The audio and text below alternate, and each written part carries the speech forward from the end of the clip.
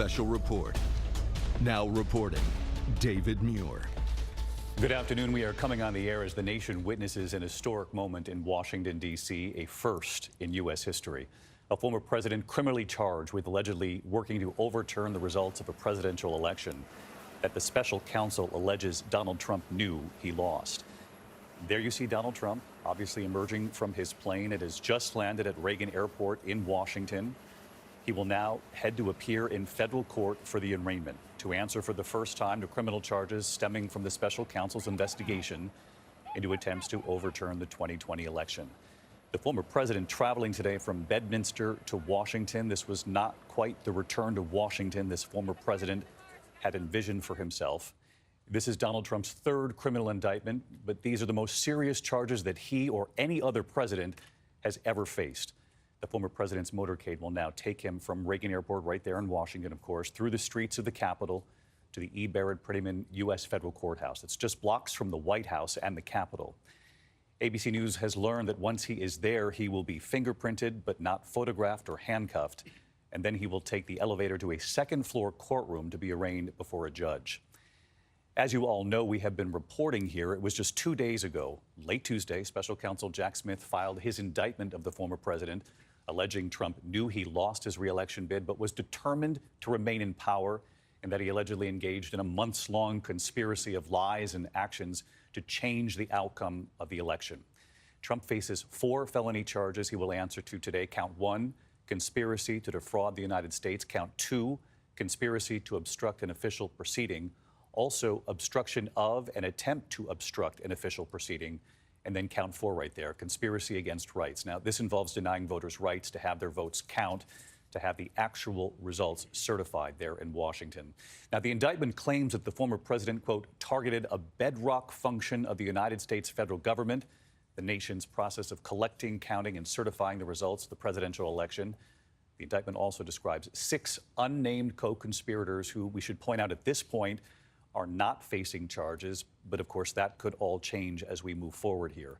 The indictment alleges that Trump and the co-conspirators created fake electors in, quote, 7 targeted states, compelled, quote, the Justice Department to conduct sham election crime investigations, that he pressured Vice President Pence to, quote, reject legitimate electoral votes, and sent supporters, quote, to the Capitol to obstruct the certification proceeding and to exert pressure on the vice president. Again, you're looking at live pictures. This is the motorcade taking the former president now from Reagan Airport, where he just touched down a short time ago, to that federal courthouse in Washington, D.C. Today's filing is, of course, the second federal criminal indictment stemming from Jack Smith's months-long investigation. And we always try to remind everyone here that these were grand juries, jurors who looked at the evidence gathered in both of these cases and handed up indictments. In June, Donald Trump pleading not guilty to what is now a 40-count indictment involving his handling of classified documents after leaving the White House.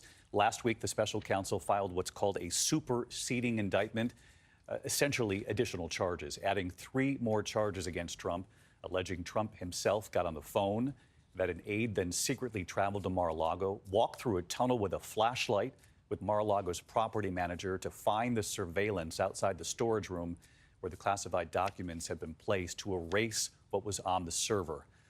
Also, charges for that aide and the property manager at Mar-a-Lago. Also for the alleged efforts to delete the surveillance, which, by the way, because of employee number 4 in that superseding indictment, when that employee was approached, allegedly saying, I don't believe I have the right to do this. That's why it's believed Jack Smith has surveillance, actually, that was not deleted from Mar-a-Lago. We should mention the trial in that case is set to take place in Florida next spring. That's next May, right in the middle of this race for president. Trump also faces criminal charges in a separate case in New York City. As you know, in March, a Manhattan grand jury indicting him on 34 felony counts of falsifying business records. Those charges stem, of course, from hush money payments before the pivotal 2016 presidential election. So let's carefully take you through what we're going to witness here as a country today. We're watching the motorcade now, taking the former president to Washington. And we have been on the air here at ABC covering each one of these indictments. But legal observers watching this case say this is the one that makes history. Not that the others aren't heavy, that the others aren't important, but this one, alleges a former president, for the first time in our history, tried to overturn an election that he knew he lost. I want to bring in our Chief Justice correspondent, Pierre Thomas, who is watching along with me right here at the desk in New York with the rest of the team. And Pierre, Jack Smith's motorcade, we also learned just moments ago, making its way to the courthouse. It's believed the special counsel will be right there in that courtroom today. Just like he was in Florida, we anticipate that he will be in the courthouse to witness the proceeding and to, in some cases, look Donald Trump directly in the eye. David, suffice it to say, this is the most consequential case the Justice Department has ever brought. It was not taken lightly, according to my sources, that the special counsel had to come to the conclusion that Donald Trump was a criminal president, that at the end of his presidency, faced with losing, he got information that he lost. And the special counsel, and as you pointed out on Tuesday, locked in on the notion that Donald Trump was allowed to make false claims. He was allowed to go to court to make the case that he won. But the moment that he used the power of the presidency to try to stop the certification of his rival, Joe Biden, to become president, that this became illegal. And that is a key point here, Pierre, because what the special counsel, it would seem, is trying to do here is to take away a key part of what Donald Trump's defense will likely be, that he is constitutionally protected, that speech is protected.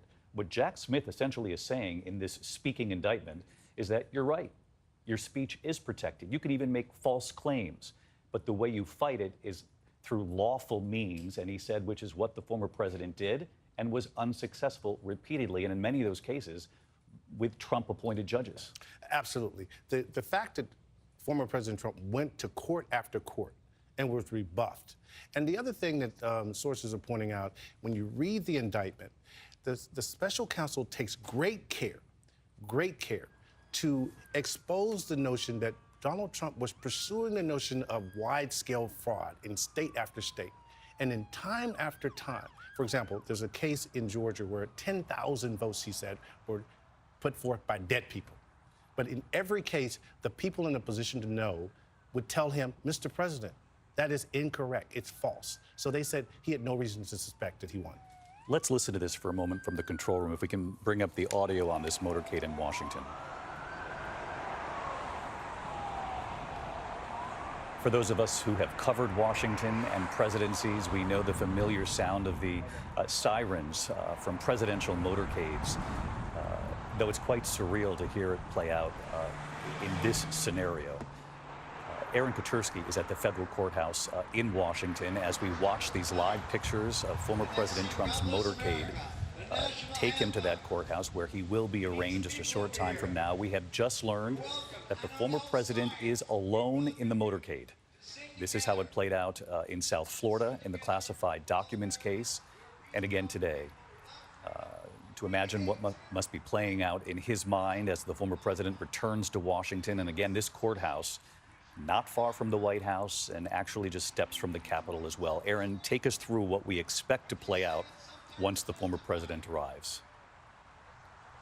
Former President Trump, David, is now approaching a courthouse where Watergate defendants were prosecuted. And as soon as he arrives, he is going to see a scene of protesters, both for him and against him. Across the street, protesters have been blaring music and the Pledge of Allegiance with a giant speaker set up across Pennsylvania Avenue. And he is going to be immediately taken to the second floor for processing as a criminal defendant. His fingerprints will be scanned. He'll have to give over some basic information, his social security number, his address. But at no time is he going to be in handcuffs. And there's no need for a mugshot, we're told, because the former president, David, is already one of the most photographed people in the country. So after this quick bout of processing, he's going to be taken into a courtroom that's normally used by the chief judge in this district. He's going to appear before a federal magistrate, enter a plea of not guilty, and he will be seated with two attorneys at the defense table. John Lauro, who was only recently hired by the former president after he received a target letter formally informing him that he is a target of the investigation by the special counsel, and by Todd Blanche, who's been with him for indictments previously. Otherwise, it's the two of them, the former president. There are others in the motorcade, political advisors, legal advisors, but as you say, David, he is riding to this courthouse alone. Extraordinary to imagine, John Carl. We know this route very well ourselves. You know, he's crossed the Potomac now, past the Jefferson Memorial, on his way back to very familiar territory for him. He'll be just a couple of blocks from the White House, where obviously he served for 4 years, was hoping he would serve longer. Steps from the Capitol, where the scene played out on January 6th, and where the country witnessed the January 6th hearings. But again, some of that evidence that they uncovered, perhaps the foundation of this indictment, but the indictment goes much further. Jack Smith has shed light on things that we did not know. And one of the main questions going into today is just how much more? What did Jack Smith hold back? That is a key question as we watch this play out over the next several months. Just last night, his former Attorney General, Bill Barr, said that he believes that Jack Smith held back quite a bit. I know that I had big questions going into seeing this indictment. One of the big questions that I had is, what about Mark Meadows? No person spent more time with Donald Trump on January 6th or in the days leading up to it as his chief of staff, Mark Meadows. We've heard very little from Meadows over the past several months. We know that he's talked to the special counsel. We have no idea what he's had to say, what his level of cooperation is. And there's very little in this indictment that sheds any light on that. So there are, it's just one example of questions that we have. One thing that is new in here is the testimony of former Vice President Pence. As you recall, Pence refused to talk to the January 6th committee. He challenged the special counsel's right to interview him in this case, at least in regard to his duties on January 6th.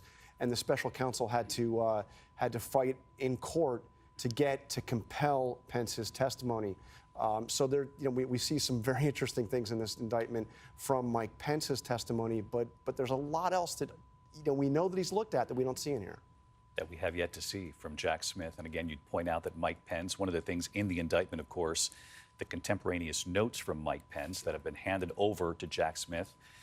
And we're now staring down at a potential trial where Mike Pence, the former vice president, will be the star witness in the federal criminal case against Donald Trump, alleging that he tried to overturn an election that the special counsel says he knew he lost.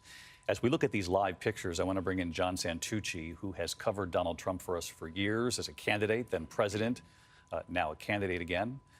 And John, when you hear that the former president is traveling alone in this motorcade, take us into his thought process and what's played out so far today. And the other question for you, John, people at home are really going to want to know, does the former president understand, recognize the weight of what is playing out here today? We know what he's saying publicly, but privately, does he understand the weight of this? Well, David, I'll go in that order with you. So on the latter question to you, he absolutely understands the weight of this. I think Donald Trump was stunned, stupefied was the word I heard when that Target letter arrived just 2 weeks ago to his lawyers late on a Sunday night. This was the case, David, that he was told repeatedly, this is not going to hit you. Don't worry about this one. So the fact that these charges were brought, the fact that Donald Trump is heading to D.C. right now, Donald Trump himself truly, from what I hear, David, cannot believe it. Now, as far as Donald Trump's day today, rather routine. As one person said to me,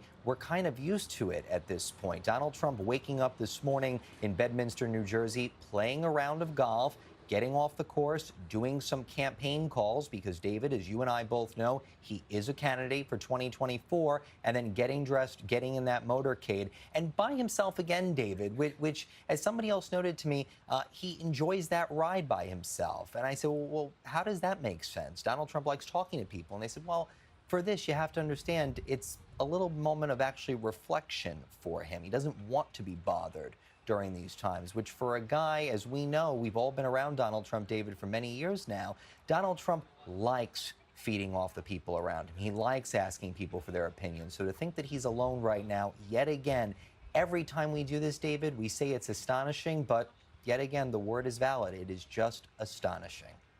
That is striking to hear from some who are close to the former president that he actually enjoys traveling alone, what John Santucci just reported here. But also that the former president certainly knows the weight of what is playing out today. In fact, John had reported before, along with the rest of our team, that the former president believed charges were coming in the Mar-a-Lago case, but thought somehow that they would skirt charges related to trying to overturn the election related to January 6th, that somehow that would not happen. But once that target letter arrived, it was painfully clear to them that charges were in fact coming. Martha Raddatz, our chief global affairs anchor, I wanted to get your reaction to something else John Santucci just said, that even the team around the former president has become somewhat used to this, you know, immune to the historical weight of what it is we're watching. You were there on January 6th, and I know it's something you and I have talked about for quite some time, that the hope that as we report these moments in history out, and it's our aim to report them as fairly and as steadily as possible, that the country doesn't become immune to what they're seeing, because you certainly witnessed what you saw on January 6th, and you've also traveled the country since, and you're fully aware that there are many voters out there who still believe that the election was stolen. Absolutely, David. And as I watch that motorcade and think about what you just said, that he will be near the Capitol. He just passed the Jefferson Memorial. He has the Washington Monument in his view. But most of all, the Capitol. The whole country watched that. I was there. I saw the chaos. I saw the violence. But so did Donald Trump. He watched that from the White House, about 187 minutes from the time he gave a speech to when he finally tweeted out for people to go home. He watched all of that. And that is part of this indictment, that the president fueled this. I talked to an official the next day who said, look, I listened to that speech, and Donald Trump gave all those people the green light. But you go around the country, I remember in Wyoming last year, and talking to a man, he said, oh, no one was hurt. It was fine. They were just protesting. And I pulled out my phone and said, let me show you some videos from that day. And he actually said, oh, maybe I should take a look at that. But there are others who will say, no matter how many people have been prosecuted, no matter how many people have been put in jail, that it doesn't really have anything to do with Donald Trump. When I was riding up to the Capitol that day and hollered at some people as they were approaching the Capitol, I said, they breached the Capitol. They breached the Capitol, and they'd say, well, we have to do what we have to do, telling me in instances that they were there because Donald Trump sent them there. And there were armed people, according to testimony, that they thought were in the crowd at Donald Trump's speech, and yet that continued, and yet Donald Trump said, give them hell, stop the steal. Martha Raddatz watching this play out with us here today as well. Martha, thank you. The former president is headed to the same courthouse where more than 1,000 others have now faced charges for their role in the January 6th Capitol siege. Today's proceeding will be overseen by a federal magistrate, Judge Maxilla Upadhyaya. She'll oversee this case, but look at this. This is the judge who will then, we just had it up on screen, we can show it again, Judge Tanya Chutkan. She's an Obama appointee. She will be the judge who will be overseeing this case once it's in full swing, if you will. She's already tried a number of January 6 cases. She's already handed out very stiff sentences in these cases related to January 6. In one case in December of 2021 saying, quote, it has to be made clear that trying to violently overthrow the government, trying to stop the peaceful transition of power, and assaulting law enforcement officers in that effort is going to be met with absolutely certain punishment. That quote from Judge Chutkan, who will be presiding over this case, not today, but once the case moves on from here.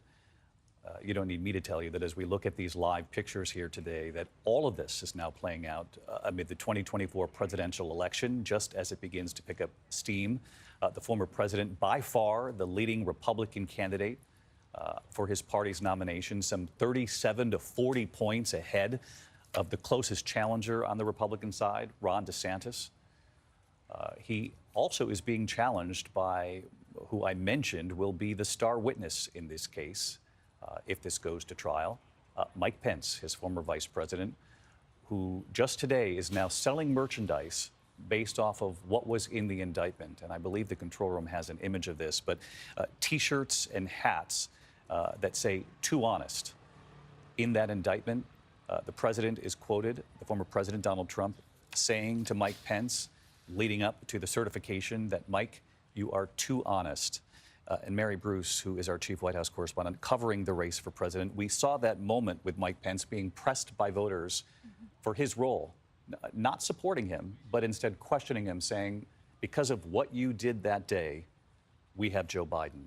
Again, this point that there are still many voters in this country who believe Donald Trump's words leading up to January 6th. David, in fact, according to a new poll out today from CNN, about 70% of Republican voters, Republican-leaning voters, still believe that this election was fraudulent, that Joe Biden did not legitimately win the presidency. That is the environment in which this case is now playing out. And Mike Pence is in an incredibly difficult situation here. He has long maintained, and did so just in the last 24 hours, that he was fulfilling his constitutional duty by going ahead and certifying the results of this election. And he has ramped up his rhetoric. I wouldn't call them attacks because he's not necessarily going that far, but we have seen harsher comments from him in the last 24 hours against Donald Trump, saying anyone who puts himself over the Constitution should never be president of the United States. He is, though, arguing that history, that voters, not the court, should hold Donald Trump accountable. And that is an argument that you are seeing repeated by other Republican rivals on the campaign trail, David. Well, this is a very delicate dance for Mike Pence, who continues to say, yes, that this should not be playing out in the courts, that the American people should decide. Yet he's selling merchandise today off of the fact that he was, in the former president's words, quote, too honest. And as we look at live pictures, we'll come back the moment we see the former president. We'll stay with the live pictures. But in addition, I want to show you this question I asked Mike Pence, because this goes to this question that will be debated, but that Jack Smith contends that Donald Trump knew he lost the election. And so I had asked Mike Pence in his first interview about January 6th, I asked the former vice president, did you tell Donald Trump point blank, we have lost here? Here's what he said. Did you ever point blank say to the president, I will not do this, I will not intervene, we lost this election? I did, David, many times. So let's bring in our chief legal analyst, Dan Abrams, because this will be part of what the defense goes to, what was playing out in Donald Trump's mind as Jack Smith tries to make the case that it wasn't just Mike Pence, it was a multitude of people who were very close to the former president and the former president himself who knew they lost. Well, and that's the critical piece here. When you're talking about the witnesses in this case, they're going to be Donald Trump's inner circle. Those are the people who are going to be the critical people testifying in this case. It's not going to be a bunch of Democrats coming in and saying, oh, Donald Trump was wrong and we were blaming him from day one. This is going to be people who either worked for Donald Trump, worked with Donald Trump, supported Donald Trump. Those are the key witnesses. And Mike Pence is certainly going to be one of those star witnesses. And I think it's entirely fair to say that he's going to be the star witness, particularly on one of the counts, right? Because remember, there are kind of differences and nuances between the counts here, right? One of them is with regard to the fake elector scheme, right?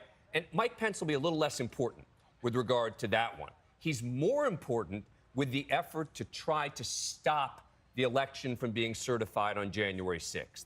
On that one, Mike Pence becomes a critical witness. And when you're evaluating these two legally, you know, you hear people say, well, free speech, First Amendment, et cetera. That's a much tougher argument to even make when it comes to the fake elector scheme, right? Because there you're talking about a fraud, right? A group of people getting together to try to perpetrate a fraud on the United States by suggesting that people in various states, Republicans, were the actually duly elected electors when they weren't. Documents being sent in, paperwork to the United States. That's a very different case. It'll be a different defense. And so when we talk about all these charges, I do think as a legal matter, it's important to separate them out because there will be different evidence and different defenses. And different witnesses who play into each one of those counts. And as you point out, for example, the fraudulent electors, the fake electors, Mike Pence will play a lesser role in that argument. But one of the things that we were on the air when the indictment was released just 2 days ago, that John Carl, if my memory serves me correctly, pointed out first, was that this is an example, Dan, of where they have direct evidence involving former President Trump being part of this notion to create fake electors, alternate electors from 7 key states. Well, and they needed that, right? It can't just be, well, Donald Trump was pleased about what they were doing and he was thrilled about it. There has to be evidence that he was leading it, that he was making calls. And that's what the indictment says, is that he wasn't just a passive recipient of good fortune. He was the one who was leading, according to the indictment, this effort to create these fake electors. They call them alternate electors, these fake electors in these different states. That's, on that one, if they have what Jack Smith says they have, which is Donald Trump making the calls, et cetera, it's almost a harder defense. I mean, look, this is all going to be a tough defense, I think, but that's almost a harder case to defend than the one with regard to January 6th, where Donald Trump will say, I believed it, I thought it, I was just trying to advocate for what I was being told by my lawyers was our legal rights. When it comes to the fake electors, it's tough to figure out, like, how you can say, I thought it would be okay for us to send in these documents with people who were not the duly elected electors being named as the actual people who should represent the state. That's really fascinating, Dan. And I want to ask you for a follow-up to what you just talked about, because you hit on another key part of what will likely be Donald Trump's defense, and this is on the language in front of the American people in the weeks leading up to January 6th. And of course, that morning, you suggest, and it's not a leap because his attorneys have also suggested this already, that Donald Trump will say, well, wait a minute, I believe this. I believe that there were fraudulent things going on with this election. And it's really fascinating that in the indictment, Jack Smith says he has every right to say that publicly. Jack Smith says, go ahead. You have the right to say that. You have the right to actually spread lies. But what you have to do is fight what you believe is fraudulent through lawful means and in the court system, which Jack Smith says is exactly what Donald Trump did, and he lost. It's the conduct, right? Not the words, it's the conduct. And they're going to have to show legally that he knew that what he was doing was corrupt, was wrong. And they believe that they have enough evidence to do that. It's not going to be enough for just a witness, right, to come forward and say, well, I told him that he'd lost. That's not in and of itself. Donald Trump could say, yeah, but all these other people told me that there was fraud going on in this state and fraud going on in that state. And my lawyers were telling me that I had every right to challenge this on January 6th. That's why it becomes so critical what the evidence is that he knew that he'd lost. He knew. And that's where your interview with Mike Pence is important. People like Mike Pence telling him, no, this thing is over. I'm being told that I have no autonomy here. There's nothing else that I can do here. And that's going to be one of the big fights here. So I think the defense, when they talk about freedom of speech and First Amendment, is more a political defense.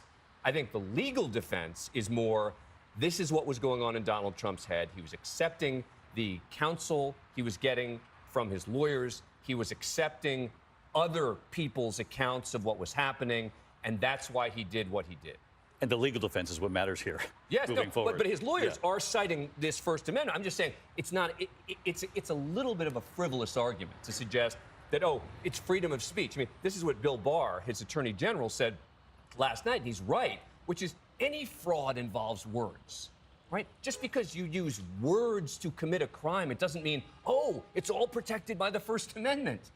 You can still commit crimes with words. I mean, think about conspiracy to commit a murder, right? You could ask a hitman, go and kill that guy. Yes, That's not protected speech. But this question of what he knew and what he believed is an important one. I think that there's one very crystal clear example in this indictment of where Donald Trump was saying something publicly, not only that was false, but that he knew was false. And it's directly relevant here. And that's regarding what Pence was going to do on January 6th. He goes through chapter and verse and details some of these meetings that had been previously reported and talked about, that Pence has spoken about, all the times leading up to January 6th, where Pence had told him point blank, I don't have the power to do what you are asking me to do.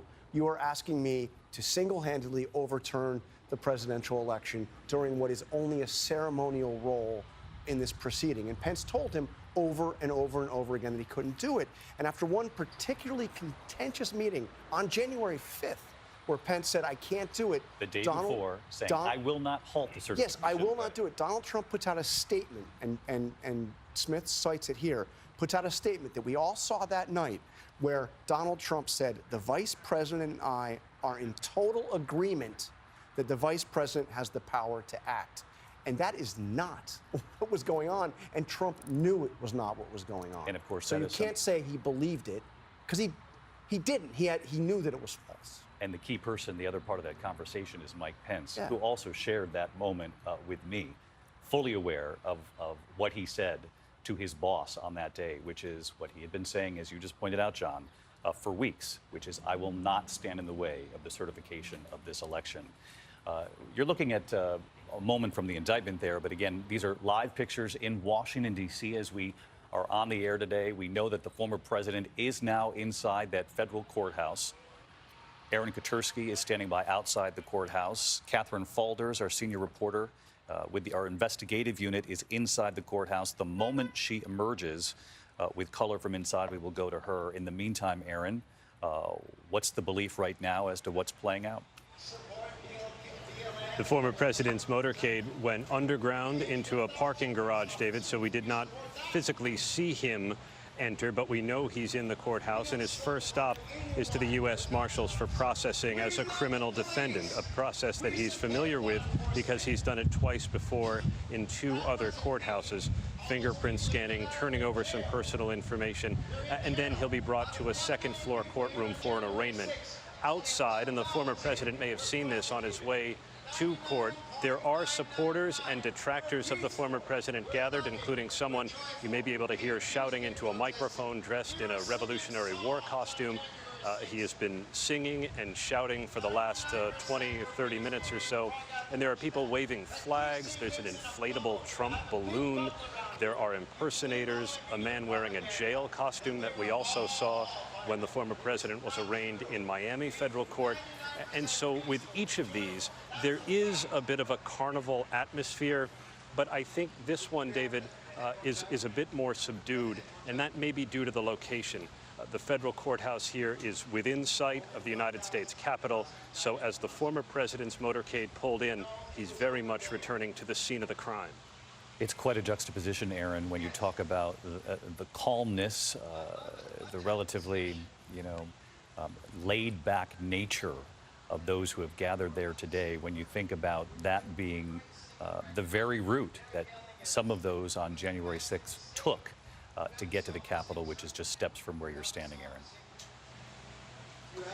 Really, David, this area was overrun with protesters. And as you mentioned, more than 1,000 defendants have been charged for their varying roles in the January 6th insurrection at the Capitol. And David, while the former president isn't charged directly, he is now facing criminal charges, in part because of January 6th. Alina Habba, spokesperson with the Trump campaign and for the former president. Let's listen in. Facts. On March 17th, Hunter accidentally admits that it was his laptop from hell. The next day, DA Alvin Bragg indicts President Trump. June 8th. Alina Habba making the case that this is politically motivated, bringing up the current president's son, Hunter Biden, and we should point out that we have reported in depth on Hunter Biden and his own legal woes and the Biden administration, their handling of the president's son. But on this day, given the history playing out in Washington, we remain focused on this federal criminal indictment. In fact, the first time this has ever happened involving a former president. Again, Donald Trump inside that courthouse where he is being arraigned on 4 counts related to his alleged attempt to overturn the 2020 election, to hold onto the White House, even though Jack Smith, the special counsel in this case, believes Donald Trump knew that he had lost the election. Of course, that will be a key part of the prosecution's case, as we've been talking about with Dan here. Also key is the scheme to set up fake electors from 7 key states in this country to try to overturn the results. Jack Smith making a direct connection through phone calls involving the former president. Again, there were questions about whether or not they would somehow find evidence directly linking the former president to that strategy of putting in place fake electors to represent these states and the actual outcome from the states instead of an outcome that would have given Donald Trump those particular states. I'm curious because we hear about co-conspirators, Dan Abrams. They have not been named. Obviously, through what's in the public reporting and reporting from ABC News, we know who some of them are, given the evidence here. They have not yet been charged. We don't know if they will be. How much evidence do you think Jack Smith is still holding close to the vest here? Well, look, I think if they were going to charge these conspirators, they probably would have done it. Meaning, that's not always the way it happens, but in a case like this, I would expect that if they were going to charge the other co-conspirators you see up there, ranging from Rudy Giuliani, John Eastman, Sidney Powell, et cetera, and if they were going to be charging them, I would have expected it. Now, is it possible that they could still get charged? Yes, it is still possible. But any good trial lawyer wants to hold back something, right? As a prosecutor, you have to turn over evidence, something called discovery. You're going to have to let the defense know what the arguments are you're going to make. You're going to have to turn over to the defense key pieces of evidence to them. But that doesn't necessarily mean that you have to disclose every single argument that you will make in the context of the case. So I don't know how much he may still have in terms of video, audio, et cetera, but the defense will know that well before the trial, if any of that exists. So there won't be surprises at the trial. Suddenly, the video shows up and the defense wasn't ready for it. That will have had to have been turned over. And what do you make of the judge, Tanya Chutkin, in this case? We know that she was appointed by the Obama administration, that she has presided over January 6th related cases, that she's handed down very stiff sentences. We should point out that that is not something that is characteristic of her courtroom only. Every federal judge in this district has presided over a January 6th case, and many have handed down very stiff sentences, including Republican-appointed judges and judges appointed by Donald Trump. Yeah, and look, when you look at her background, right, someone who oversaw a public defender's office, for example, that's not typically who Donald Trump was probably going to want as the judge. But the bigger picture question is, how much power, how much change can the judge make in this case? How much influence can the judge have? The most important thing that this judge is going to have control over is the timing. It is clear that Jack Smith and the special counsel want to move this quickly. It is clear that Donald Trump's lawyer believes that you're talking about a very long process to prepare for trial. That's going to be the first issue that she has to resolve, and the most important one in the short term. Is how much time you give the defendant to prepare versus what is an appropriate amount of time to keep this thing moving, with voters knowing they have to make a big decision in 2024. Right. Does it happen before the 2024 election? And does it? I initially thought yes, but the number of people I have talked to, including some who've practiced in her court, think that it's likely that it won't. Oh, interesting. Yeah. I mean, I still think that if she decides she wants to move this quickly, she'll be able to. But what you're going to see is if she starts moving this quickly, you're going to see the Trump team trying and appealing as much as possible any rulings, asking for permission to appeal particular rulings, et cetera, in an effort to further delay the case. It really is. This is one of these things where there is no way to answer the question definitively. You have to let it play out and see how serious is she about moving this really quickly. And that is the ultimate intersection of politics and law. I want to bring in Sarah Isgur, who was with the Trump Justice Department. And Sarah, I'm curious how much of an impact you believe the judge could have in this case. Well, after the judge was selected down in Florida, there was a lot of conversation about whether that was too friendly to Donald Trump. And something I pointed out at the time was that, in fact, this can be a problem for a team. You get everything you're asking for, then there's no real issues for appeal. Here, I think Trump's defense team may well see an opportunity with a judge who would otherwise be hostile to them. They're going to throw 99 ridiculous motions at this judge, to the point that you can get into a sense that all of their legal arguments are meritless. But number 100, she rules against them. there's your argument for appeal. As Dan was saying, there's your ability to delay this trial further. So she's going to have to stay on her toes as well.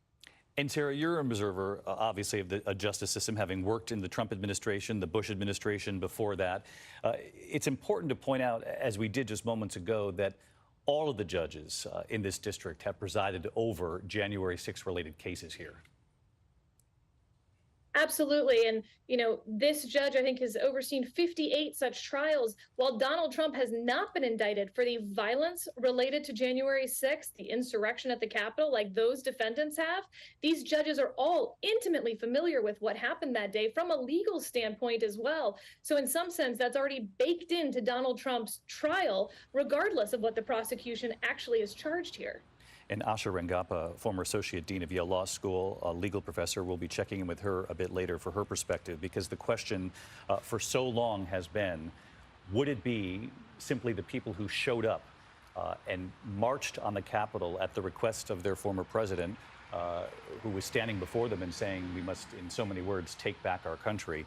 We reported on it on that day, but John Carl, a lot of people asked, will those who delivered that message be held accountable, or at least prosecuted for those words and actions, the strategy leading up to January 6th? Or would it be simply the people who, took action on that day at the Capitol, broke windows, took aim at officers who were gathered there, and we saw make their way through the hallways of the Capitol to Nancy Pelosi's office, for example? And in this case, it's a question not only many Americans have asked, but even some of the officers who came under attack on that day. Yeah, and let's look at Kevin McCarthy's words. I mean, the now Republican Speaker of the House, who was then the Republican leader in the House, on January 13th, exactly 1 week after the attack, stood up in the well of the House and said Donald Trump bears responsibility for what happened here. It was glaringly obvious that the people were at the Capitol because of Donald Trump. I mean, they were carrying Trump banners and Trump flags. They draped massive Trump flags over the eastern front of the Capitol, right by where they barged through and broke past Capitol police officers to get into the building. They were there. Whether or not you think it was incitement in the legal sense of that word, there's no question that they were there because he asked them to be there. And one of the things Jack Smith does in this indictment is he goes through all the times in the weeks leading up to January 6th where he asked people to come to Washington. The famous tweet on December 19th where he tells people to come and says it will be wild. But there were many other examples of that. So yes, we've had all these others, the foot soldiers, if you will, but now we at last, 2.5 years later, have the person that was that was really calling the shots, if not the shots in terms of the violence on the Hill, certainly calling the shots in terms of the overall effort to overturn the election results. And we heard it so many times, John, in covering these cases, each one of them. And when you hear those numbers, hundreds and hundreds of cases. You mentioned foot soldiers in late terms. These were supporters of Donald Trump who time and time again said, we were following the words of our president. We were doing what he had asked us to do. And quite frankly, we supported him. That was their defense. And we have that moment on January 6th. There were many moments leading up to January 6th, but of course there was what he said that morning, and let's listen. We're going to walk down, and I'll be there with you, because you'll never take back our country with weakness. You have to show strength, and you have to be strong. We fight like hell, and if you don't fight like hell, you're not going to have a country anymore. And I'll be there with you. And of course, John, also in the indictment, even though there were no charges for insurrection per se, but in the indictment, they detail how long the president spent in the White House, in that room off of the Oval, watching all of this unfold and not taking action to try to halt it. Now, it's important to point out, and Trump supporters will say this every time that sound is played, that Trump also in that speech said for people to be peaceful. Now, it was one line where he mentioned being peaceful, and it was many, many other lines where he talked about fighting like hell and we have to take our country back. But he did say peaceful. But what this document does is it talks not only about what Trump did while the attack was underway, which is do nothing to stop it until finally at 4:17 that afternoon, more than 2 hours after the Capitol has been breached, the barricades have been breached, he tells people to go home. But even as he tells people to go home, he says, we love you, you are very special. But what Jack Smith does is he talks about what happens after the violence took place and after the Capitol was cleared of the protesters. What did Donald Trump do? He continued to, in the allegation here, in this indictment, try to exploit the violence and take advantage of the chaos at the Capitol by calling lawmakers to tell them to continue to stop, to stop the certification of the election. And David, this is important because it's a series of phone calls that are placed by Trump from the White House, from the West Wing, and by Rudy Giuliani, his primary lawyer at this point.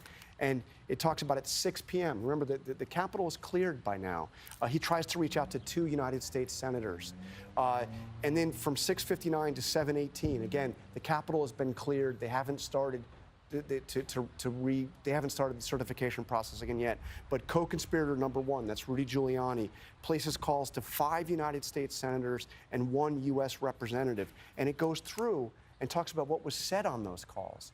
Because Giuliani actually mistakenly left a voicemail message on the wrong senator's phone. And in that message, he's asking them, delay the proceedings. Don't let them certify Biden's victory yet. We're still bringing in evidence. And the White House counsel that evening, Pat Cipollone, gets wind that these calls are going on. I mean, again, this is after the riot. This is after the Capitol has been attacked. And they're still making this call. They're still trying to stop the certification. Cipollone, the White House counsel, the top lawyer in the White House, confronts Donald Trump about this and asks him, please drop the objections. It's over. And according to this indictment, Trump refused. John Call reporting out a key part of this indictment, which is just one more example of what Jack Smith and his team have uncovered. There are several examples of this in this 45-page, what they call a speaking indictment, written essentially in language that all of us can understand. The voters at home across this country, he came out before the cameras and asked the American people, as he did with the Mar-a-Lago case, to read this indictment. It has purposely been written in terms that all of us can understand, not those of us with a law degree. Thank you, Dan Abrams, though, for being here anyway. You help us along every step of the way. But again, John Carl pointing out an example of what Jack Smith has uncovered. The question is, how much more does he have? And how little is he going to show to make the case and then present through the course of discovery as this moves forward, as Dan rightly points out. There's not going to be a surprise for the defendant, the former president, once the trial begins, but it doesn't necessarily mean that Jack Smith is going to present everything right now before the American people. We do know, as you look at live pictures there at the federal courthouse in Washington, that Jack Smith, the special counsel, is in the courtroom. He is there along with the former president, Donald Trump, and the 2 lawyers who are going to be seated beside the former president, John Lauro and Todd Blanche. We know the president traveled down with a team of 4, although in the motorcade itself, traveling from Reagan Airport to the courthouse, Donald Trump traveling alone, just as he did in South Florida. That was reported out earlier by our team.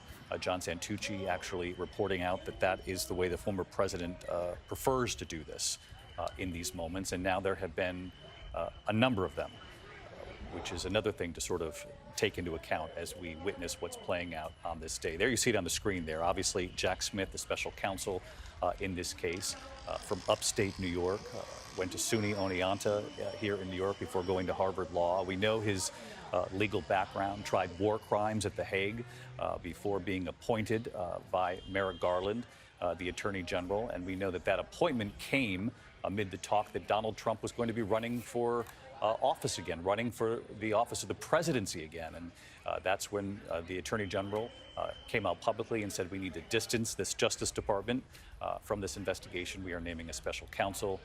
And Jack Smith was then named. On the right-hand side of your screen there is the Trump defense team, again, traveling with several lawyers, but those are the 2 lawyers who will be seated beside the former president. The fact that Jack Smith is in that courtroom today, not a surprise to you, Pierre Thomas, but it does signal something important.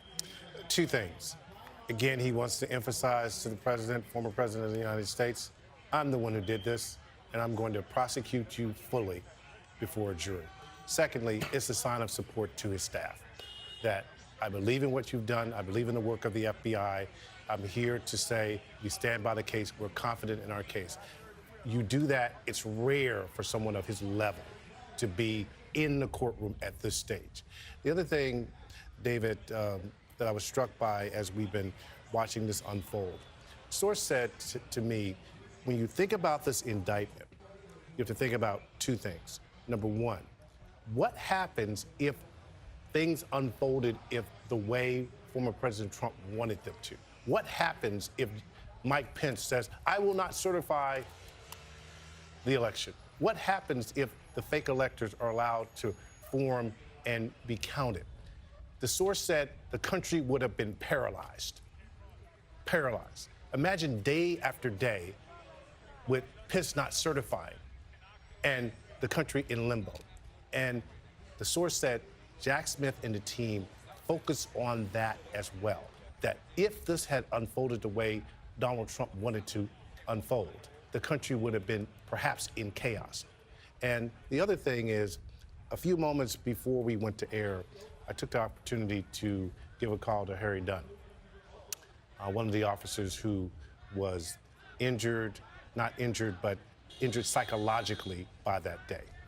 And he said he planned to get off work and to go down to the courthouse. He wasn't sure if he would be able to get in the courthouse.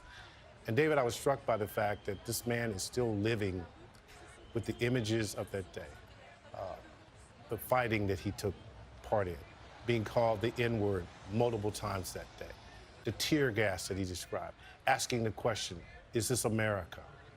And the fact that he's still dealing with this and wants to be at the courthouse today really struck me, because it's a reminder 140 plus officers were injured that day in what they described as medieval conflict, hand-to-hand conflict. And there's still the personal and emotional toll that day took.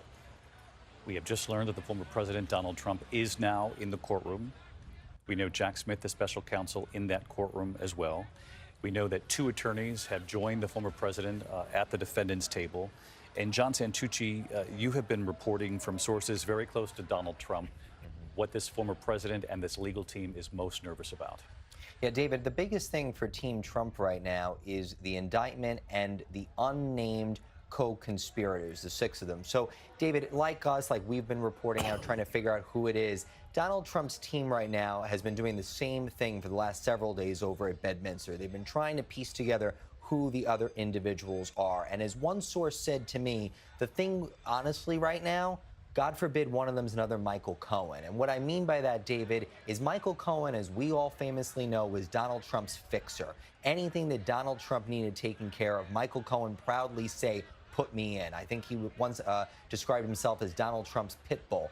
That pit bull flipped on Donald Trump. He's part of the reason why many of Donald Trump's legal troubles have come to fruition. So right now, David, the problem for Team Trump is that communication with some of the folks of the 6 is still good. There's still a relationship with Rudy Giuliani, obviously. The 2 of them have been friends for nearly 30 years. But with the other individuals, David, that is a concern right now for Team Trump. Obviously, those conversations that we were just talking about with Pierre, John, and Dan, those are the scenes. Those are the problem incidents, if you will. Jack Smith's indictment lays it out very clear. Those are the moments that are a problem. And if one person crosses over, if you will, and says something that could cause Donald Trump even more problems, that's when this is going to get serious. John, I'm curious who you think the Trump team is most concerned about. Is it Mark Meadows, the former chief of staff? We know we have seen him just briefly in recent days being pressed by reporters on Capitol Hill, going into a doorway. What did you say to the special counsel? What did you say before the grand jury? Obviously making no comment, and no one really has heard from Mark Meadows in quite some time, which must be one of the examples of people they're most concerned about. David, I don't think anybody could be crossed off that bingo board. And again, look at Michael Cohen as an example. Many people said to me in real time when that started years ago, oh, we're fine. Michael would never go against him. Look what happened. Mark Meadows, any of them. Rudy, I think anyone is a possibility. David, if anyone could avoid going to jail Nobody's going to do it. I think the only person that has ever remained silent so far is Paul Manafort. Look what happened. He did go to jail. It took him several months, almost I think 2 years later, to get a pardon from Donald Trump. Here's the problem in this new world order. Donald Trump can't give anybody a pardon. He is not the president right now, David. So if anyone was to fall in line, at the end of the day, they're left all on their own. Remarkable scene playing out in Washington, D.C. at this hour. A relatively calm crowd gathered there. You can see Trump flags flying. John Santucci reporting here moments ago that the Trump team most concerned about those who could flip on the president. Former President Donald Trump. They have tried to engage and remain in contact with many who were in that inner circle, particularly in those final weeks leading up to January 6th. As John points out, the conversations continue with some, but not with others, which always makes you wonder if you're part of a legal team, a defense team, what could be playing out with some of those key players. Mary Bruce sitting here at the desk with us, and Mary, the other juxtaposition, you know, when we think about the crowds gathered on January 6th and now instead in this very same place, this is what we're now seeing instead of those who are marching on the Capitol. The other comparison, though, from January 6th is what we heard from Republican leaders in the 24 hours after what we witnessed at the Capitol. John Carl mentioned it earlier. Kevin McCarthy among those who spoke out most forcefully about what he believed was wrong, unjust, and that Donald Trump should be held responsible for what played out at the Capitol. Fast forward to now, and a very different message we're hearing, not only from Speaker McCarthy, but from the Republican Party as a whole on Capitol Hill. Yeah, the complete turnaround is nothing short of astounding, I think, when you consider what we are seeing today and what played out in the days immediately after the attack on the Capitol. I think back to Inauguration Day. Donald Trump left Washington a political pariah. I remember sitting there in front of the Capitol as the ceremony was going on, looking up and seeing Donald Trump's helicopter doing a flyover as he left Washington, of course, not attending that ceremony, the first president in 150 years not to attend the ceremonial transfer of power. He was driven out of town. You saw Republican leaders, including Kevin McCarthy, saying point blank that he bore responsibility for what had happened at the Capitol that day. Flash forward to today, and Donald Trump is returning to Washington, not in a way that he had hoped, clearly. This is not his own inauguration. He's now being arraigned for the third time in less than 4 months. But he is returning defiant, the overwhelming frontrunner in the Republican Party, with the support and backing of leaders like Kevin McCarthy, who are now coming to his defense, getting in line with Donald Trump's argument that this is all politically motivated, that this is a political vendetta, that this is simply Joe Biden and Democrats trying to weaponize the Justice Department. It is a remarkable turn of events. And I have to say, you know, as a lifelong Washingtonian, it's pretty remarkable to see these scenes. You know, this was a city that, like the country, was completely rocked by January 6th. We all remember the National Guard coming in. We remember the barricades that were put up around the Capitol for weeks. And that is another concern of the Trump legal team here, that the jury that they are going to face, concerned that this will not be a favorable jury to him. That they lived through this personally. Yes, personally. It is very raw for many Washingtonians still. I want to ask you about the current President Joe Biden, who has talked infrequently about Donald Trump using his name as it pertains to these federal criminal indictments. He has talked loosely about what played out on January 6th. It's among the first key images of the campaign launch, his launch for re-election. But he hasn't talked specifically about the former president. We have learned that this was part of the discussion with former President Barack Obama, who, of course, Joe Biden served under as vice president when they had lunch just in recent days. And former President Obama had concerns, given the numbers we're looking at in this country right now. If we can show the polling as we look at this live picture, the current polling where it stands from the New York Times this week, the New York Times Siena poll showing that Donald Trump and Joe Biden, if the election were held this week, right now, it is a dead heat in this country, 43-43. You read a little deeper into the data points. It shows a number of people who were not happy with Donald Trump, with what they witnessed January 6th, hinting that they would not vote for him again, but not willing to say they would vote for Joe Biden. So there is a little bit of room in that polls. I know the Democrats will point to, although you have to wonder if you're the sitting president.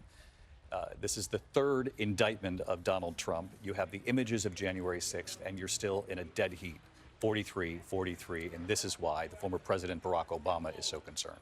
Well, look, at face value, you would think your political rival has now been indicted 3 times. You would be attacking him on it.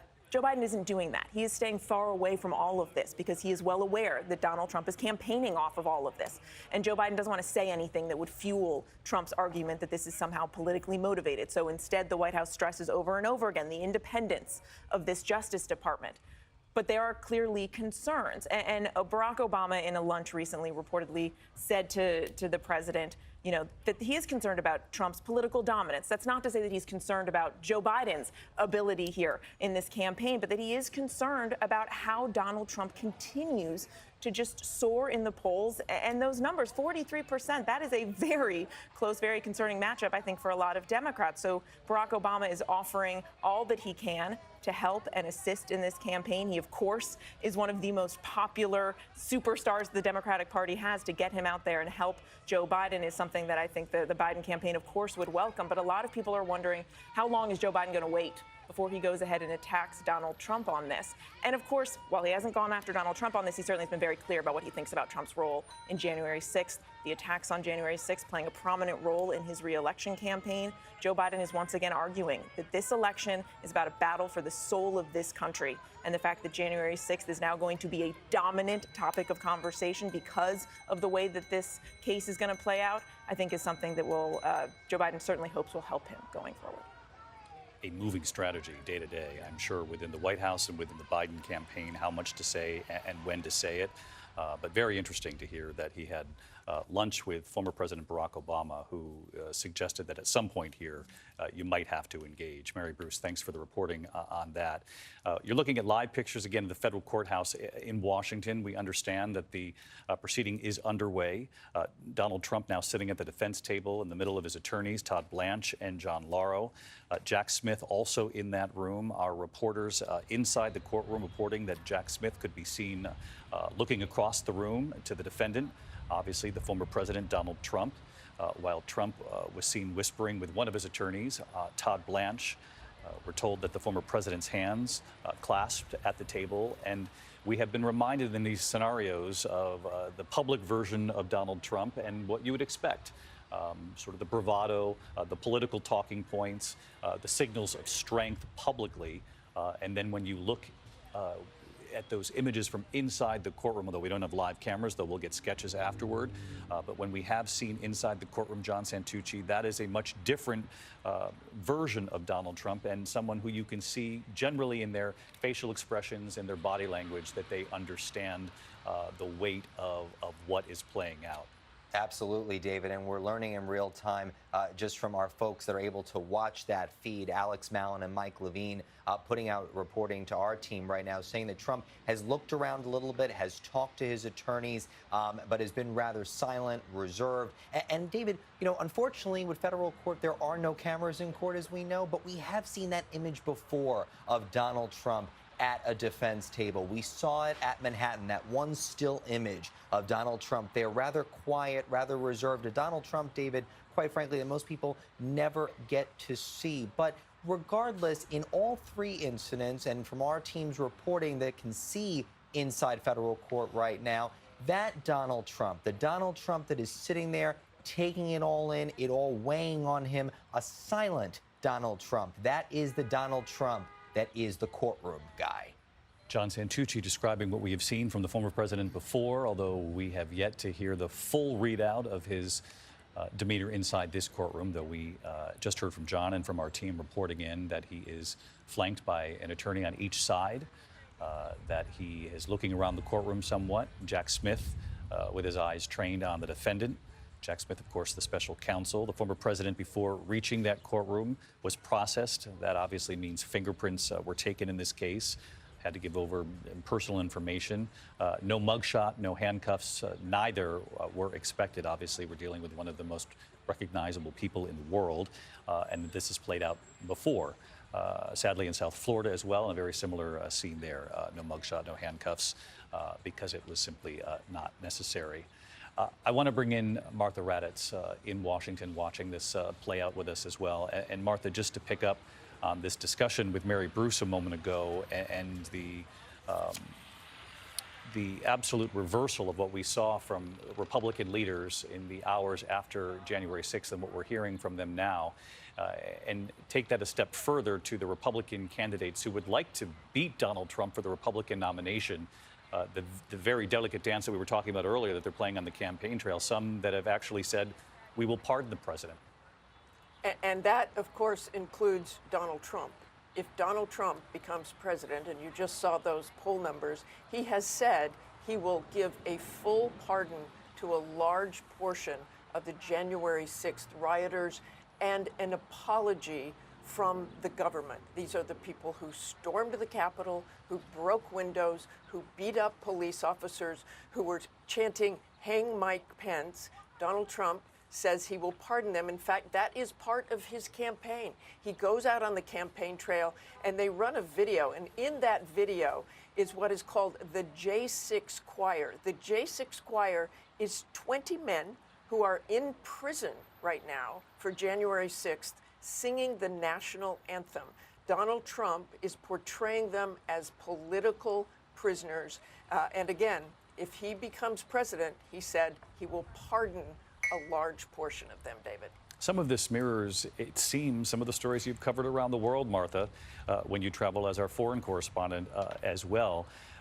Sort of striking when you describe the singing from behind bars and the promises that have been made should there be a re-election. But the larger question here, at least in this moment, is how the world is witnessing it. We know, obviously, it wasn't just the nation stunned by what played out on January 6th. The world was watching that moment. The seat of democracy, you know, the example of democracy, the United States, and how is this being viewed today around the world? They watched on January 6th and were appalled, and allies today are appalled as well. That a former president, who was president at the time, this assault on democracy and is accused of trying to overturn an election. This reminds me certainly of authoritarian regimes that we always say, oh, well, maybe he didn't really get elected. These are in developing countries. This is the kind of thing that happens. It doesn't happen in the United States, but it has happened now. I was struck, David, too. I was thinking about this a lot the last couple of days and how the world views this. I was thinking of NATO, and they have not yet invited Ukraine, for example, to be in NATO because they have a few more steps to take with their government. But the number one thing you have to do to be a member of NATO is uphold democracy. Martha Raddatz with us here this afternoon. Martha, thank you, as always, for your insight. I want to bring in our senior political director, Rick Klein, who you at home will know from election night, standing in front of the wall, if we call it all different things, but the map, and so carefully guiding us through as these election nights unfold. And we're so, I don't want to get ahead of ourselves, Rick, but at the same time, there are a lot of people at home just asking, you know, the questions that we should be asking on the air, which is, you know, we have a couple of federal criminal indictments now, and they are significant, historic. We've never witnessed this before as a country. So a lot of questions that we just haven't seen before. Donald Trump has answered a couple of these questions. You know, on a radio show in recent days, he was asked point blank, if you're convicted in either of these cases, what happens to the campaign for president? And Donald Trump was very clear in his answer. Yeah, and look, to Mary's point earlier, Donald Trump has only gotten stronger. His beliefs have gotten stronger inside his own party. If you look back to right before that first indictment in connection with the hush money payments in New York, he was leading the Republican primary field by about 20 points. Ron DeSantis' closest rival. Fast forward to right before the first indictment from Jack Smith, he was leading by about 30 points. As of today, according to our 538 polling average, he's leading by about 38 points. Now, you can't say this is only because of the indictments, but clearly they haven't hurt him politically. And the more you see the other candidates feed into the argument that this is a witch hunt or this is part of a two-tiered justice system, it only strengthens him politically. And in fact, Republican voters have said consistently in polls, not that they think this will hurt him politically, they continue to believe that he is the strongest candidate to take on Joe Biden, that he is, to borrow a common phrase, the most electable candidate. So the argument the other candidates are making, even as it gets sharper, his rise might be even stronger because so much of what they're saying right now is fueling that key argument that he is only now enduring these multiple indictments because of who he is and what he is trying to do on behalf of his supporters. And we just don't know because, again, this is uncharted territory, and I don't want to get ahead of ourselves, but a potential conviction would do to some of those numbers. It is helping the political campaign in the short run.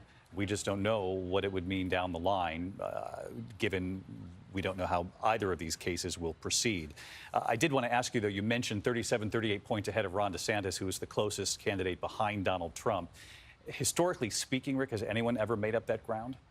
No, this is a larger lead than any candidate realistically can be expected to surrender. It would take cataclysmic external events for you to normally think.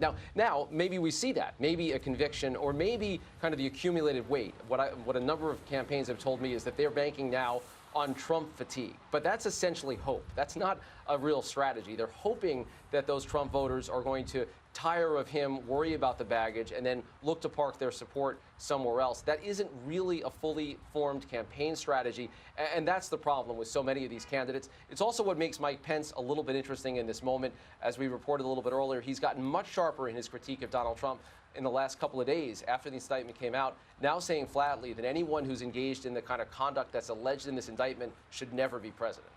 But when you've got a candidate in Donald Trump who is ahead by almost 40 points, is that also a gamble on the part of Mike Pence? 100%. Look, Pence right now is struggling to even qualify for the first presidential debate just 3 weeks from now. He needs the traction, as do so many of the other candidates. And they're making these kind of bank shot calculations about how you can do it. No one is able to, or is proven to be able to, defeat Donald Trump head on in the Republican primary. And as of now, I don't see any of the candidates who actually have a strategy that can get from here to there. That's just an extraordinary scenario that Rick Klein, our chief political director, is laying out here. The numbers bear this out from the latest polling. Donald Trump, by far, is the leading Republican candidate in the race for president, leading Ron DeSantis, the closest person behind him, by 37, 38 points. Historically speaking, no one has ever been able to make up that ground. It would seem, at least so far, these cases against Donald Trump, these indictments, have only helped to solidify his base, to make his case. And you've heard what his argument is, which is that the Biden Justice Department is taking aim at Donald Trump precisely because of where we are right now, in the middle of a cycle, the run for president all over again. And again, we're just in uncharted territory as we watch these cases now play out on two different paths, these two federal criminal indictments, the one in South Florida, the one that will play out right here in Washington, D.C., which, of course, is what you're watching live pictures of right now. Any moment, we are expected to gain more color from the courtroom. We know the proceedings have begun.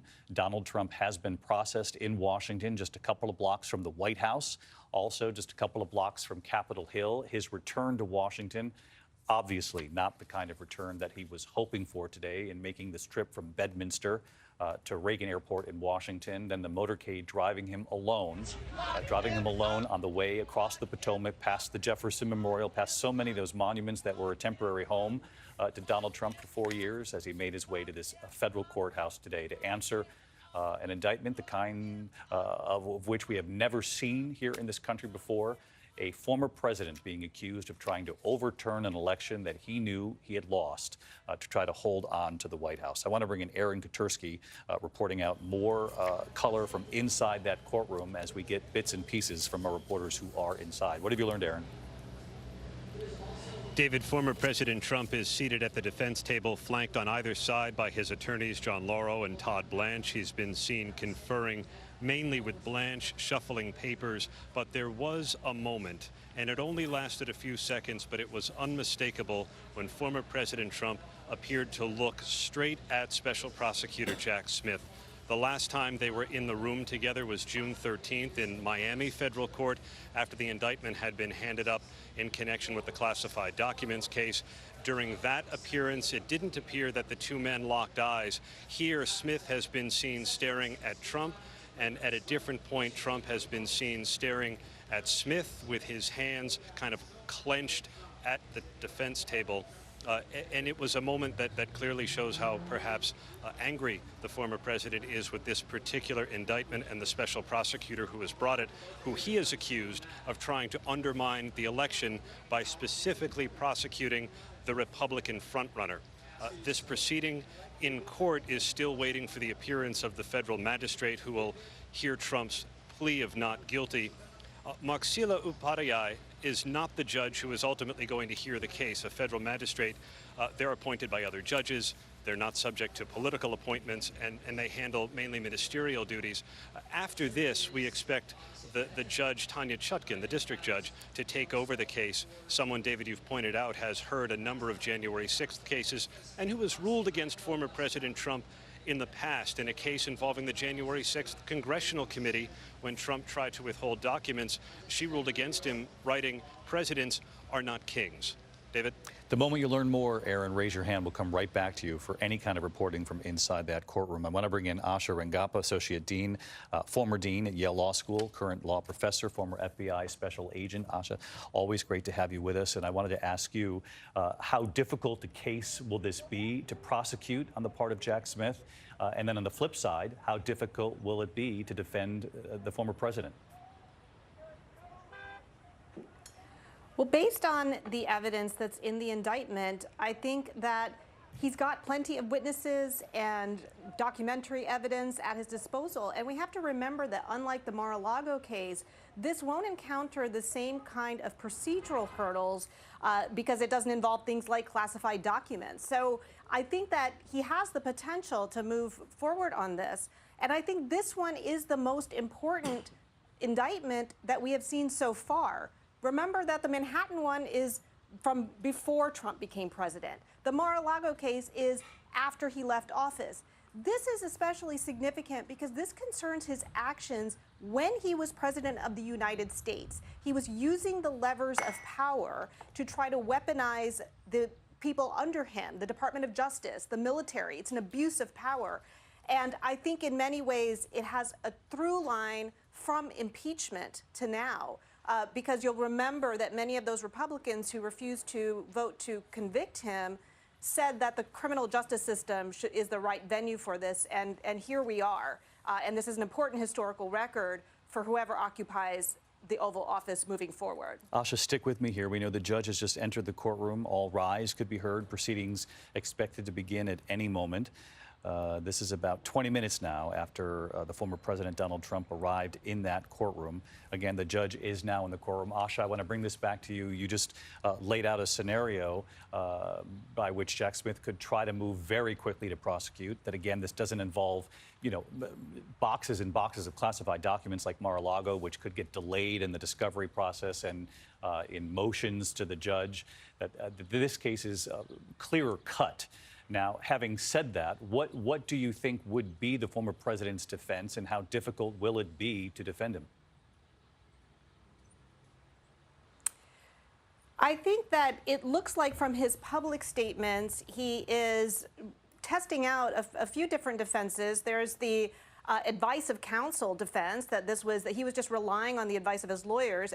The indictment makes clear that he was an active participant in this scheme, and that he knew that he hadn't won the election. You know, that I don't know that that will go very far, especially because he would have to testify in his own defense and discuss the conversations that he had with his counsel, which would, of course, waive attorney-client privilege.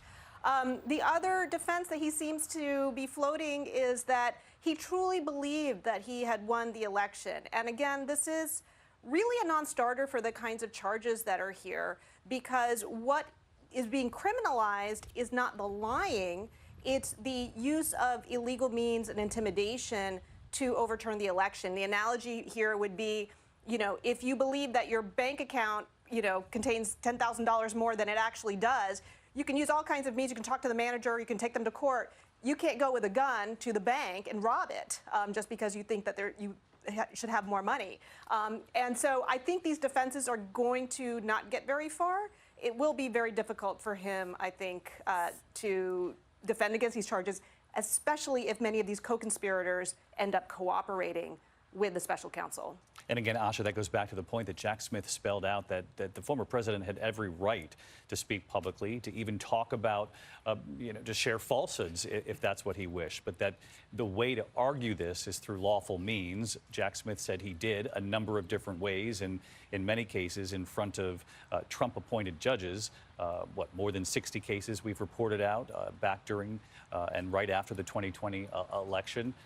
And that they did not rule in his favor, saying that there was no, and we heard this from Bill Barr, the Attorney General, who was so closely allied with the former president for so long, saying there was no significant evidence showing that there was any sort of fraud at a level that would have changed the outcome of the election.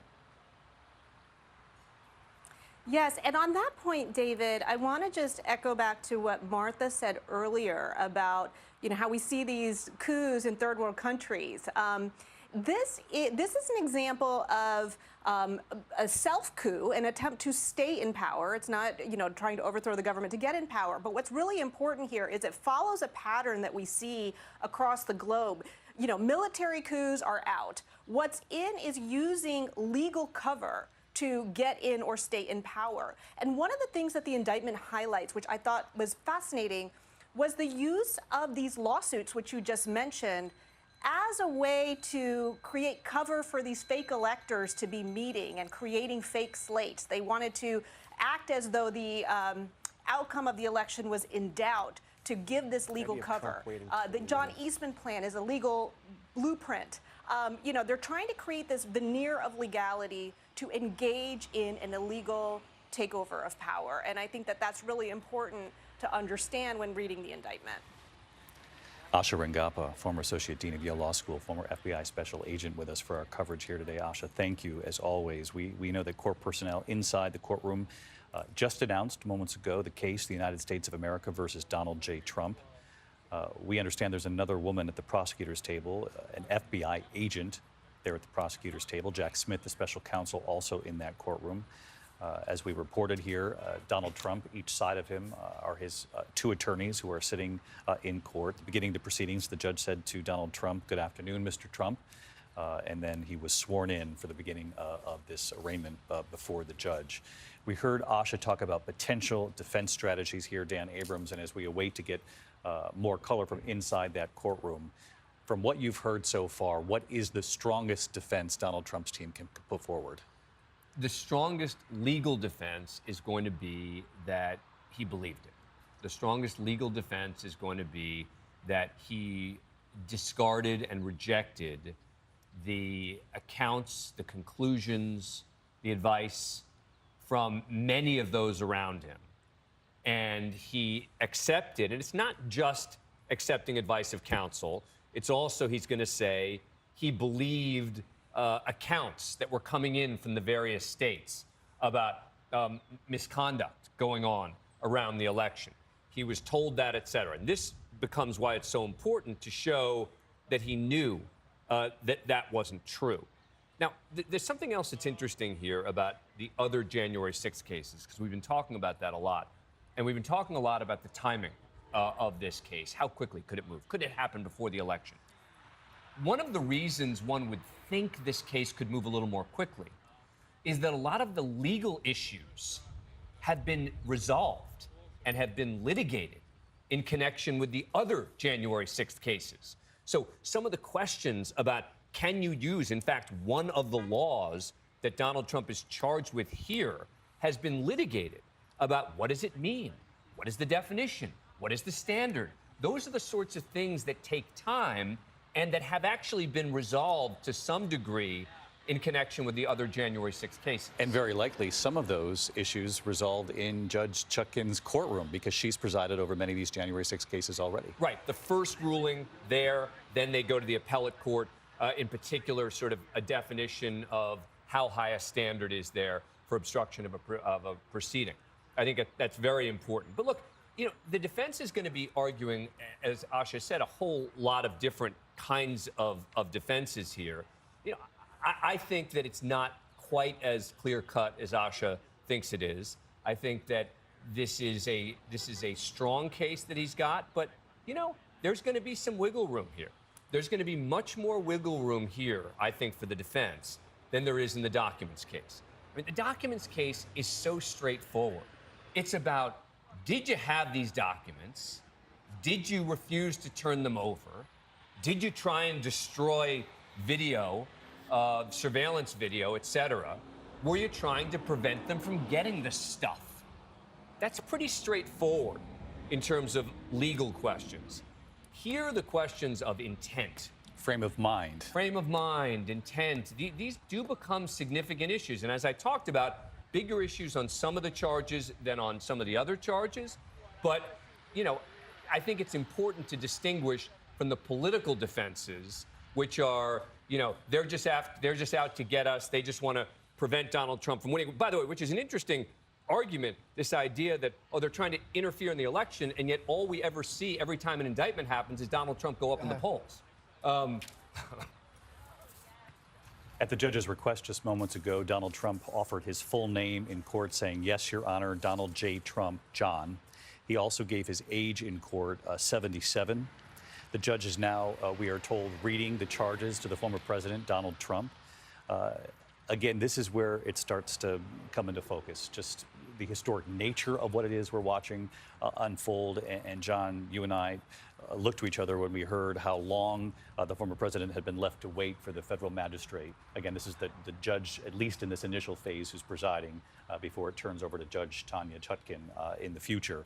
But just the idea of the former president sitting there waiting, has to spell out his name, confirm his age, 77. That's also a very harsh reminder to the former president himself that this is serious. He had to sit at that table for 20 minutes, David. He had to sit at that table for 20 minutes waiting for somebody else. Donald Trump never waits for anything. He's always the biggest guy in the room. He comes in and everybody's waiting until he gets there, and it's let's go. He had to wait for 20 minutes, and then, of course, the familiar call we hear every time we're in a courtroom and the judge comes in, all rise. Donald Trump, like everybody else in that courtroom, had to stand up and, you know, give deference to that judge. And remember, he's not free to leave. He's not in handcuffs, but he's under arrest. He has to be there for this arraignment. The judge just advised the former president of the penalties he could face if convicted. Count 1, the judge said up to 5 years in prison. Count 2, up to 20 years in prison. Count 3, up to 20 years in prison. Count 4, up to 10 years in prison. The former president, Donald Trump, according to our reporter in the room, was leaning forward in his chair, listening intently to the judge as she went down the list of each count and the potential time in prison that someone convicted of that count could face. The judge also read Donald Trump his rights in connection to this case and asked if he understands those rights. Again, Pierre Thomas, this is the kind of moment that reinforces really the weight of what it is we're reporting on here today. David, there's always that pregnant moment in a courthouse when a defendant walks in and sits before a magistrate or a judge, when the charges are read and the potential penalties are laid out. It's a moment when you're there covering it, you try to put yourself in the position of the person hearing it. This is a former president of the United States hearing, hey, if you're convicted, and again, the prosecutor has to prove his case in court before a jury, but if you're convicted, you could face up to 20 years maximum in prison. Just think about that. We have just been told, Pierre, that the former president himself said not guilty to each of those counts in the courtroom. Alex Mallon, part of our reporting team there, witnessing this, saying Donald Trump has said in court himself not guilty. Not through his judge, or not through his legal defense team, the 2 lawyers on each side, but himself saying not guilty in that court. But it is stark, John Carl, to hear up to 5 years for count 1, up to 20 years for counts 2 and 3 each, and up to 10 years for count 4. I mean, you're talking about, these are maximums, but those are all life sentences. You know, and maximums are rarely what you would see here. But I want to point out another aspect of the defense, David. Surely there's the free speech defense that they've signaled they're going to make. There's the advice of counsel defense they're going to make. They're going to talk about state of mind. But the other one is delay. Delay, delay, delay. And that's the central strategy, I think, in each one of these cases, in New York, in the classified documents case, and in this case, to delay the proceedings in every possible way in the hopes that he will win the Republican nomination and that he will win the general election, and then he can call it all off. It's something that has worked for Donald Trump many times in the past. Yeah, I mean, this has been his strategy since long before he was in politics. But think about this. If he does win, right, and the New York or Georgia cases continue, because he can't just end the New York or the Georgia case. Those are state cases brought by state prosecutors. He could probably figure out a way to end the federal cases. I think that's pretty clear. But what happens then? I mean, he's president of the United States, and Georgia, let's say the Georgia case hasn't gone to trial, and the Georgia prosecutors are insisting we still want to move forward to prosecute the president of the United States. I mean, it's a scary thing to think about. Well, especially because he has shown that he is willing to use the power of the federal government and the power of the office of the presidency to further his own ends. So, I mean, how is Donald Trump, as the now 47th president of the United States, going to willingly and go down to Fulton County, Georgia, and stand trial? No, I think that's clear. I think there's no way. Right. So you'll have yet another constitutional crisis. Aaron Katersky outside federal court in Washington. He's reporting live for us. And Aaron, as we've been reporting here, each count laid out before the former president, pleading not guilty himself in that courtroom. Uttering the words while standing before the federal magistrate who heard the plea. And former President Trump is used to have people standing before him, but he had to do it, face the judge, and enter the not guilty plea to each of the 4 counts after the judge had read them aloud and after she had told the former president the potential penalties if convicted, a total of 55 years.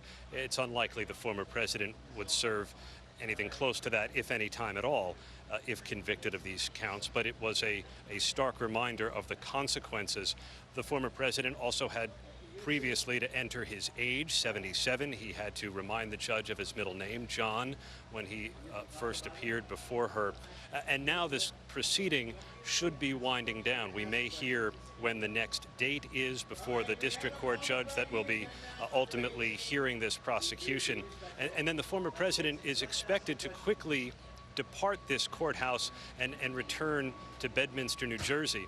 But David, just an extraordinary proceeding in 3 separate cases, in 3 separate cities. The former president has pleaded not guilty to each and every charge he's faced. Aaron Katersky outside that courthouse, the federal courthouse, just steps from the Capitol in Washington. We're getting a readout of what's described as a somewhat awkward moment inside that courtroom.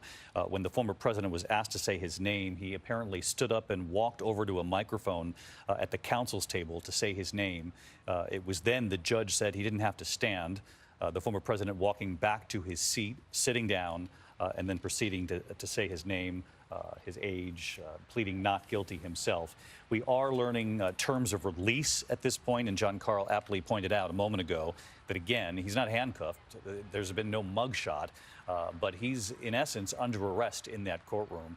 They have just agreed to conditions of Donald Trump's release, and let's bring in John Santucci. What's the team learned on that, John? David, we're learning from our Alex Mallon and Mike Levine that are watching this in real time that the prosecution and the defense have agreed on several conditions. 1, Donald Trump must not violate any other federal or state laws. 2, Donald Trump must appear in court as required. Obviously, we'll be yet to see a calendar on this case, David. Trump must sign an appearance for bond. And as one of the prosecutors put it, he must not, quote, communicate about the facts of the case with anyone Trump knows to be a witness, except through counsel or in presence of counsel. And David, that one is duplicative to the other case that was brought by special counsel Jack Smith, the document retention case. Witnesses that are involved in that case cannot talk about the case with Trump. We see here in this case now on the efforts to overturn the 2020 election, same thing. Donald Trump cannot talk to any other witnesses that are known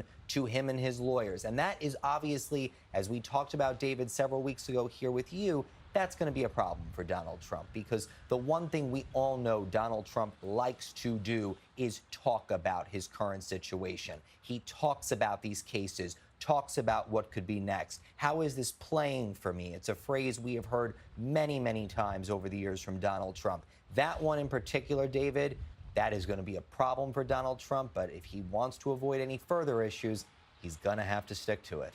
So for an example, Dan Abrams, if Donald Trump wanted to talk to Mark Meadows, let's say, he can only do it through counsel or in the presence of counsel. He can't pick up the phone and call Mark Meadows. To talk about this case. Anything related to the case. That is not surprising. Right, not surprising, but remember, you still have to get caught, right? I mean, you know, I mean, I hate to phrase it as if it's so cavalier, because it's not. But, you know, these are the sorts of orders that happen that as long as someone doesn't report it, as long as he doesn't say it in public, as long as the witness is still on the same page with Donald Trump, no one's really going to know about it. But with that said, when it comes to some of the witnesses who are not currently, you know, at Mar-a-Lago all the time, people who he's not regularly talking with, it's a clear statement from the court, you better not engage in any witness tampering. And even more than that, you just better not talk to them about it at all. I mean, think about it. In a trial, very often witnesses aren't even allowed to sit in the courtroom when other people are testifying because they don't want it to impact their testimony, right? So witnesses are often asked to leave the courtroom or not allowed to watch the proceedings because they don't want the proceedings to influence their possible testimony. You have a similar issue here, which is, put aside even witness tampering, you just don't want witnesses improperly influenced based on conversations about the case. We're just hearing, Dan, that a hearing before Judge Tanya Chutkan, who is the judge who will take over the case from here, the Obama-appointed judge who has overseen a number of January 6th cases, has handed out a number of stiff sentences to people involved with January 6th. She will preside over the trial. The hearing is scheduled for August 28th, 10 a.m., so the end of this month.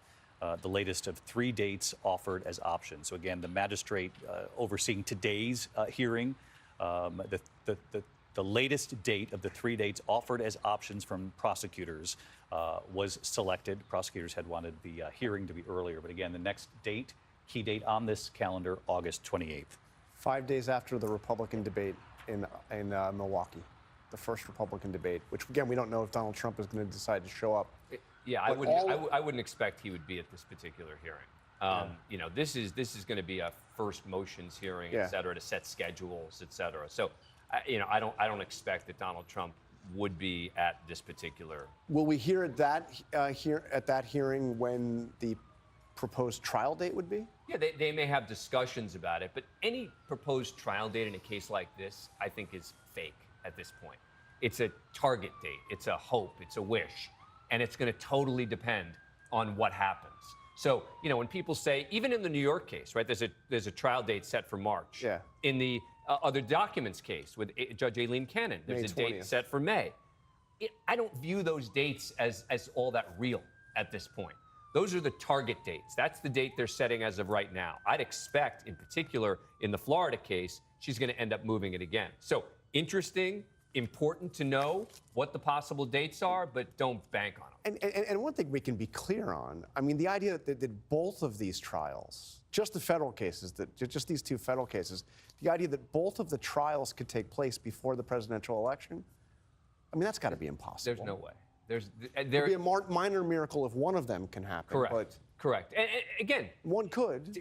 Yes, one could. I mean, again, it's still a year plus away, you know, but I think it's certainly possible that one of them will happen, probably less likely, but I think it's incredibly unlikely that both. So does Jack Smith push ahead through both of them and then just try to figure out which one? Absolutely. Or does he at some point has to make this a priority, you know, decide? Well, it's going to be up to the judges a lot. I mean, he can push all he wants. Obviously, Jack Smith would like to move more quickly. He's made that very public in both of his press conferences before the American people, which really weren't press conferences. They were public statements to read the indictment. I want to bring in John Santucci. John, as we heard there, it's just a couple of days after the Republican debate. Have you received any new guidance on whether or not Donald Trump wants to be on that stage with the other Republican candidates? Well, David, we know from a report in the New York Times just a couple days ago, executives at Fox News actually made a trip out to Bedminster, New Jersey, lobbying the former president to participate. I'm told, David, he's still not committal to it, and he's wavering. He's asking anybody that he's been around as of late, David, what should I do? Should I do it? You know, what are your thoughts on it? Again, as we often know, but that is something that is definitely weighing on him. I'm told the former president is really in a toss-up. He's thought about doing counter-programming, something else instead of that night. But, you know, Donald Trump knows two things. If it's a show everyone's going to watch, he can't help himself. So I do think if he feels the crush of it, and I think that the dates being so close to each other with everything here, as John Carl just pointed out, is really super important because Donald Trump, if anything, knows how to throw out a shiny object, right? How many times was there something when he was in the White House that we were all talking about, and then he'd do something else to move us forward? I could see a world that when we start to look at this calendar, if it falls around other events that we'd be surprised he'd show up to, given the other things going on right now for him, he'd absolutely go. So I think it's something certainly possible, but we'll have to see soon. I think it's a very stark and immediate example of the collision of these criminal cases and the campaign for president. We're seeing it already in the final days of August, the first hearing in this case, which arguably is the more significant when we look back at U.S. history. Never before have we seen a former president charged criminally at the federal level with trying to overturn an election to try to hold on to power in the White House. The special counsel alleging that Donald Trump knew that he had lost the election. That is what these 4 counts stem from. The obstruction counts obviously have to do with the certification of the election, and the other key part of this prosecution will be the fake electors scheme. And in the 45-page indictment, which certainly doesn't lay out all of Jack Smith's evidence, we wouldn't expect that would be the case, but he does lay out evidence that he believes, that directly links former President Trump to that scheme to somehow come up with different electors to represent those states so as to represent different outcomes than actually what played out. I want to bring in Rick Klein because, Rick, I'm just thinking through in my head, again, this immediate example of these two things colliding, the campaign and these criminal trials. I know Mike Pence is working very hard to get his requirements met so that he could be on that Republican debate stage. So you're looking at the potential, Rick, of having, Mike Pence up there, who could be the star witness in this case, and Donald Trump, who is the defendant in this case, sharing a spot on that stage, and then a judge who just said you can't communicate about the facts of the case with anyone Trump knows to be a witness except through counsel. I don't even want to make any kind of joke here, like you'd need counsel in the audience to sort of navigate the whole thing. But I make this point only because it's a stark example of what we're going to face covering, reporting out, and what the American people will witness over the course of this campaign in the months ahead.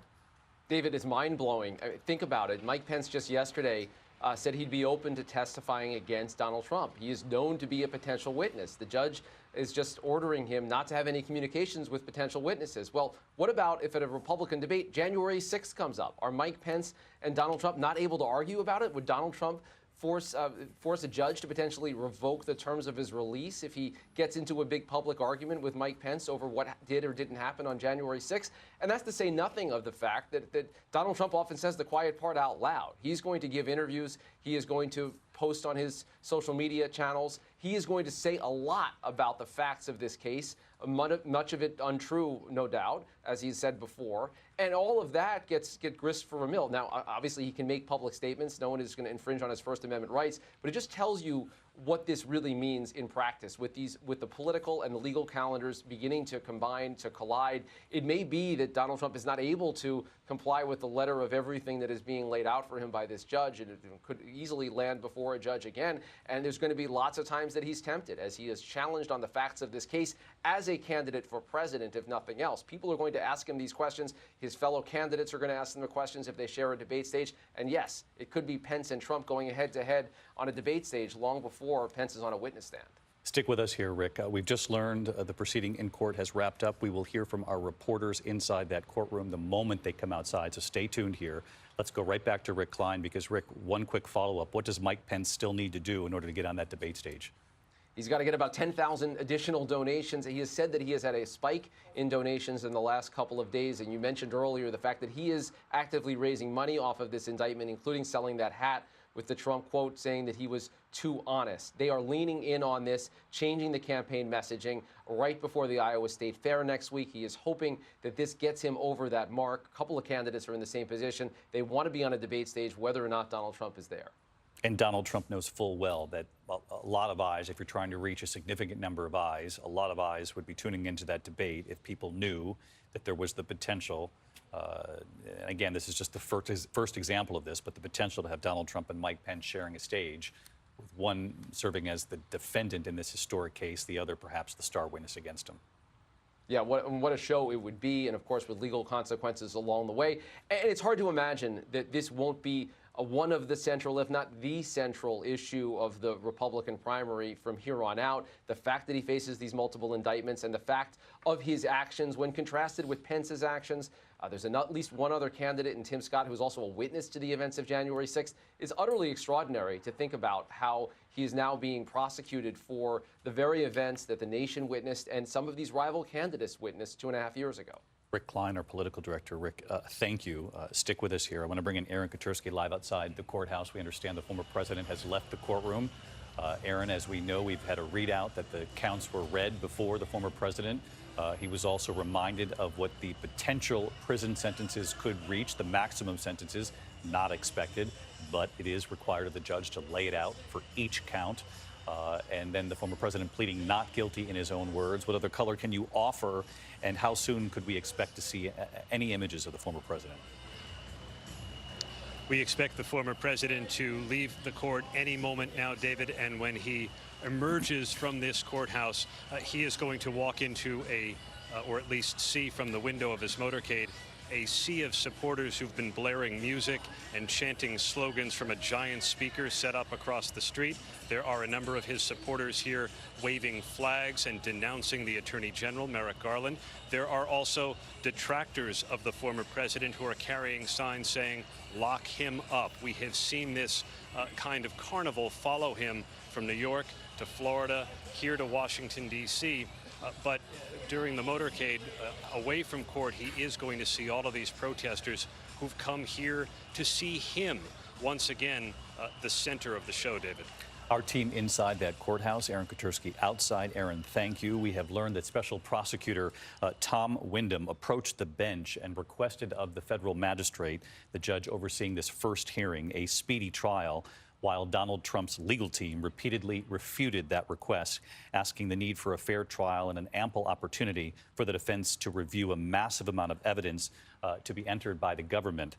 This case will benefit from normal order, including a speedy trial, the special counsel prosecutor Tom Windham argued. The judge responded to Windham by saying the court would ensure a fair trial, but the judge not elaborating what fair trial means with respect to the timeline. So again, the special prosecutor, a member of Jack Smith's team in this case, approaching the bench, asking for a speedy trial. This is an expected development, that the reaction to that from Donald Trump's legal team, they repeatedly refuted this request, asking the need for a fair trial and an ample opportunity again to review the massive amount of evidence of the words from the readout to be entered by the government. And this is an argument that we expected from Donald Trump's legal team. And quite frankly, Nat Abrams, it's also an argument we expected to hear from Jack Smith, the special counsel. Speedy trial.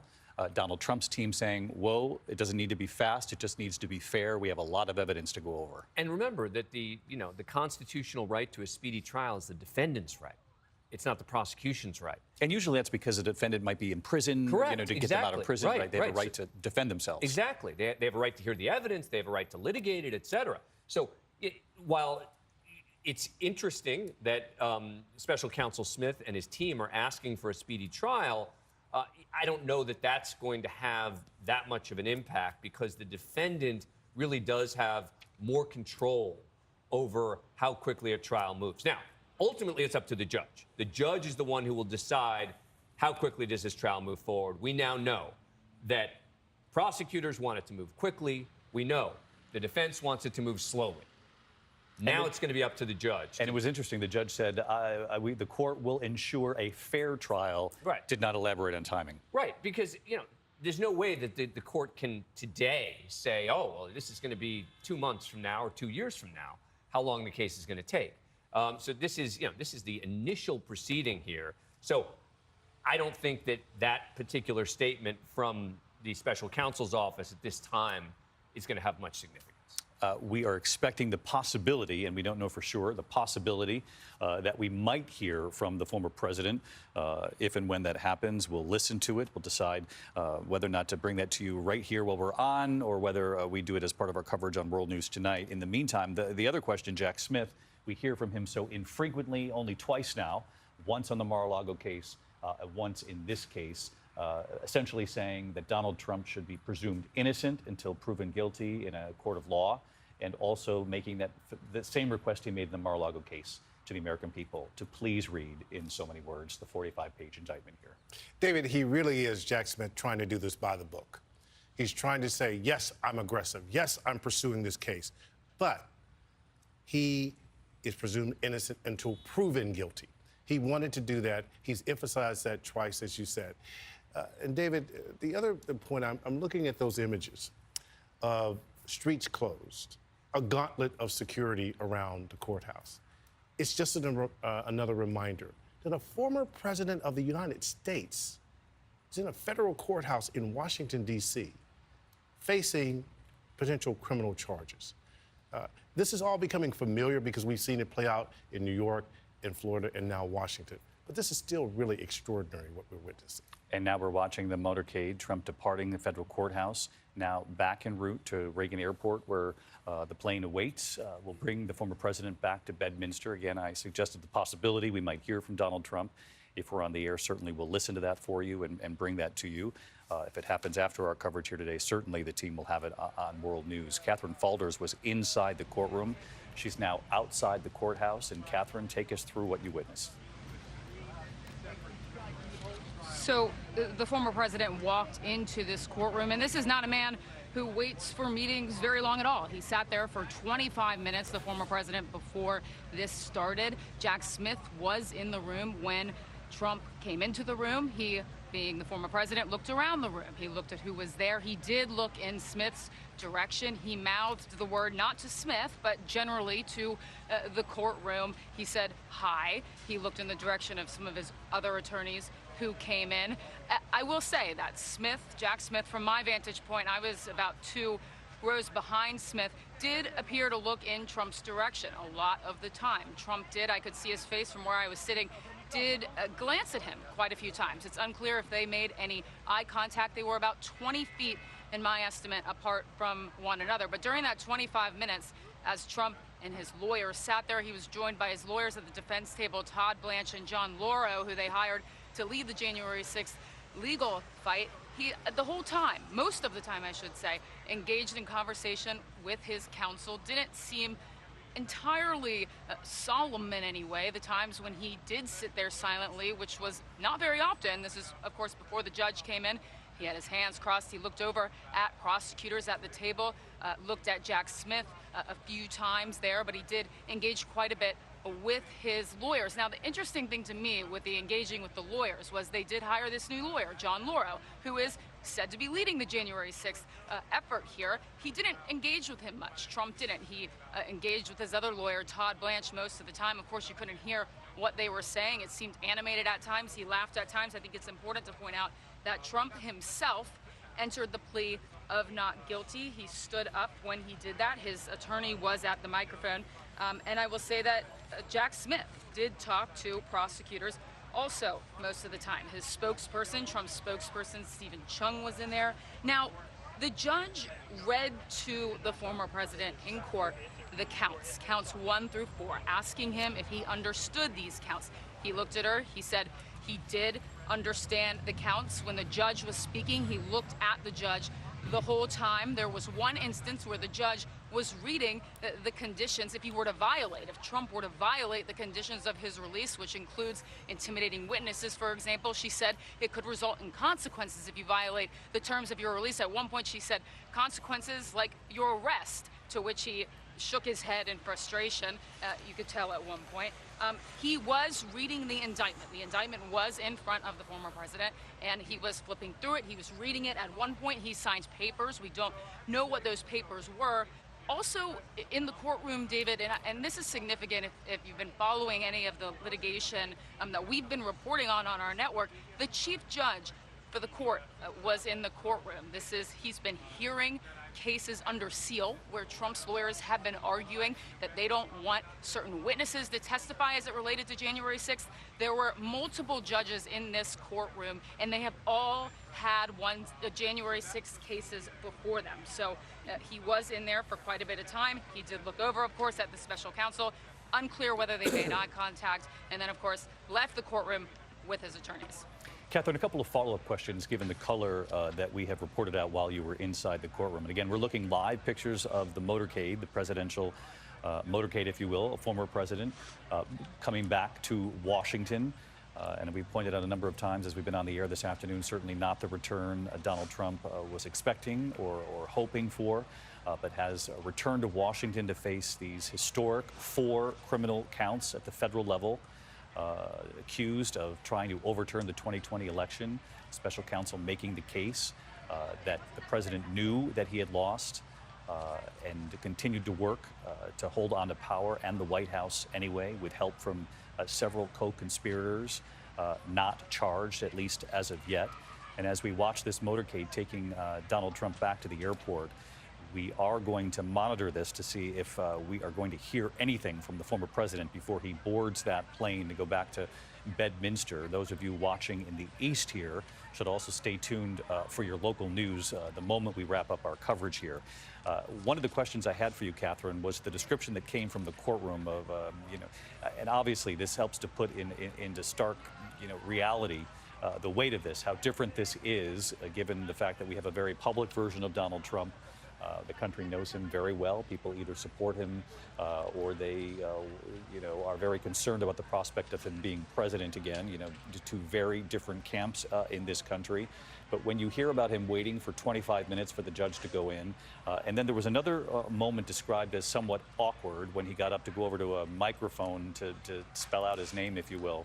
The judge telling Donald Trump that wasn't necessary, he could return to his seat. Yeah, that was a bit of an awkward moment in there.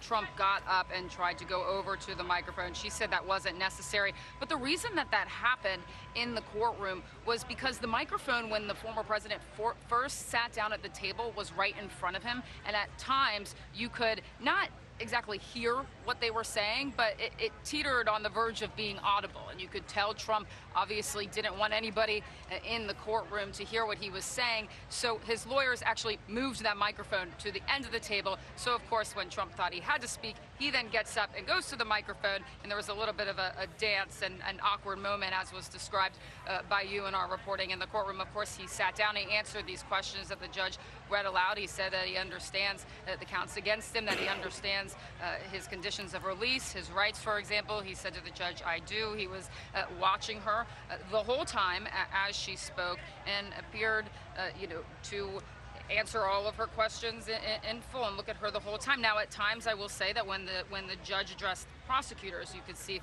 the former president glance over at their table, and also Jack Smith, David. Ever the astute observer, Catherine Faulders, who aptly described the scene, the awkward moment, but explaining to us how and why that played out. And it makes perfect sense now when you talk about a little microphone that's at the defense table. You don't want all of your conversation with your defense lawyers to be heard by reporters in that courtroom, for sure. And so perhaps that was his guiding principle when he went back over to the microphone when the judge was asking him to talk. In the meantime, Catherine, to something more serious than that moment I wanted to ask you about. We hit on this a moment ago, and that is this almost immediate debate from both sides about the timeline here. We heard a member of Jack Smith's team asking the judge for a speedy trial, making the case initially for this to move as quickly as possible. Obviously, Donald Trump's team refuting that immediately, as we would expect they would.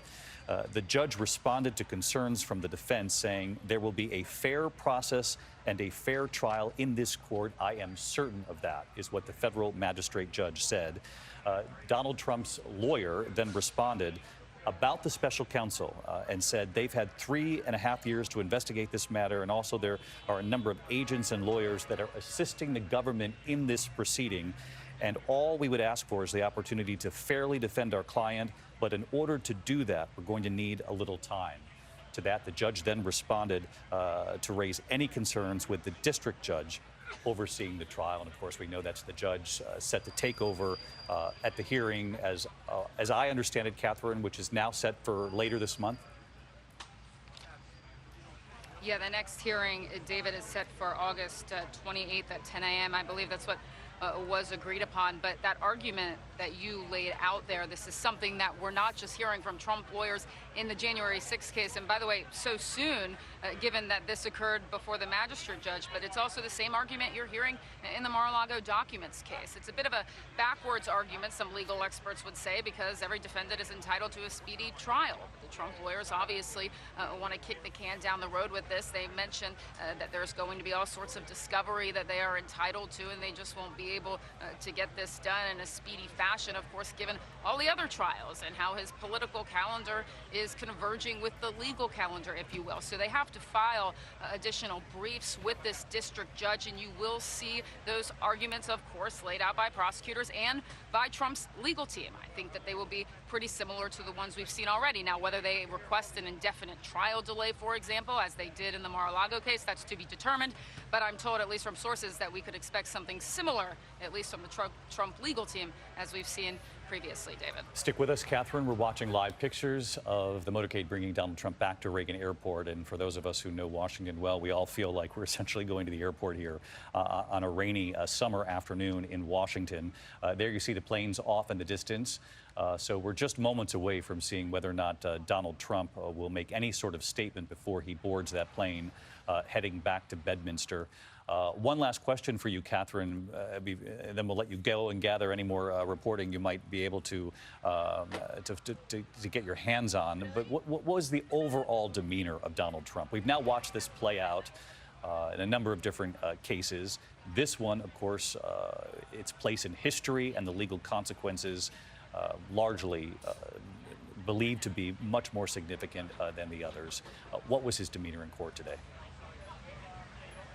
Absolutely, and I will say during those 25 minutes, his demeanor was one of that he talked to his lawyers the whole time. It was fascinating to see. There was very little time in that courtroom where Trump wasn't consulting mainly with his attorney, Todd Blanche. Of course, when he wasn't talking to his attorney and asking questions that we couldn't hear, of course, because the mic was moved, he sat there silently, stared down at his hands, looked at the prosecutor's table. But again, very little time that he was in there where he wasn't talking, where he wasn't looking around, scanning the room, appearing to ask who was in the room, if he didn't know who the people were at one point. And again, you can't hear him, but it seemed as though he was asking his attorney who the other prosecutors at the table were. Of course, Tom Windham is one of them, who has been leading the January 6th effort, but there were two more. It appeared that his lawyer was trying to explain that, and I just think it's worth emphasizing, as we're seeing these images here, that the former president might get out of the car and potentially speak. But you mentioned place in history, and that's very important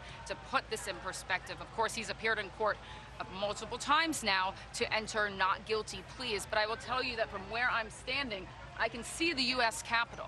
The buildings are not far apart at all. They are about maybe a 5-minute walk from where I am to the U.S. Capitol, so a significant place in history, of course, given the vicinity to where we are. Thank you, Catherine. Something that we have talked about quite a bit this afternoon. Donald Trump brought back to Washington today to face these charges not far from the Capitol, where the country and the world witnessed what played out on January 6th. This is Reagan Airport you're looking live at. Donald Trump set to board his plane. We are told there is a possibility he will make some sort of statement here before he boards that plane to head back to Bedminster, likely gaming out whether or not to say something. And let's just watch here for a moment as this plays out. Let's listen.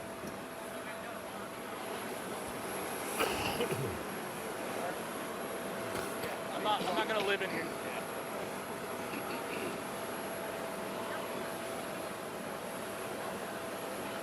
Our team telling us that is Walt Nauta, Donald Trump's aide holding the umbrella for the president. Walt Nauta, obviously a key figure in the classified documents case in Mar-a-Lago, charged in that case. An additional charge just in recent days with that superseding indictment, and Jack Smith alleging that Walt Nauta, holding the umbrella, made that secret trip to Mar-a-Lago going into detail in that indictment in yet another case that Walt Nauta and the manager there at Mar-a-Lago walked down the tunnel with a flashlight to try to find the surveillance camera that was trained on the storage room, allegedly, that had boxes of classified documents, asking employee number 4 to delete the server. Here we see the former president, Donald Trump, now running for the presidency again, approaching the cameras, and let's listen. Well, thank you very much. This is a very sad day for America, and it was also very sad driving through Washington, D.C. and seeing the filth and the decay and all of the broken buildings and walls and the graffiti. This is not the place that I left. It's a very sad thing to see it. When you look at what's happening, this is a persecution of a political opponent. This was never supposed to happen in America. This is the persecution of the person that's leading by very, very substantial numbers in the Republican primary and leading Biden by a lot. So if you can't beat him, you persecute him or you prosecute him. We can't let this happen in America. Thank you very much. Do you want these trials to happen before the 2024 election? Additional questions for Donald Trump as he boards the plane. We heard him there moments ago.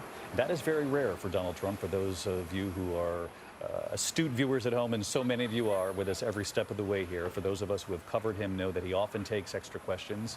It's something that sometimes he can't help himself but to turn back around. But that might be a signal in the former president knowing the weight of this day and making a statement and not taking the bait on any of those questions shouted his way. But you heard Donald Trump say this is the persecution of a political opponent. He talked about the decay he witnessed in his short trip here to Washington as a swipe, obviously, at the current administration. He pointed out that he's leading significantly. He used his own adjective on the Republican side, which is true. He is leading Ron DeSantis, the closest opponent for the Republican nomination, by about 38 points in the latest polling. He said he's leading, he insinuated that he's leading Joe Biden significantly as well, although we know that's not necessarily the case. They are even, actually, in the biggest poll to be released this week, the New York Times Siena poll. It's 43-43 with a number of people undecided, unwilling to say that they're going to vote for either one of these candidates. And a number of other polls show a much closer race between Donald Trump and Joe Biden. John Carl, these are the talking points that we have heard. Not a terrible surprise. I thought what was telling, though, was how brief this was and that he didn't take any other questions.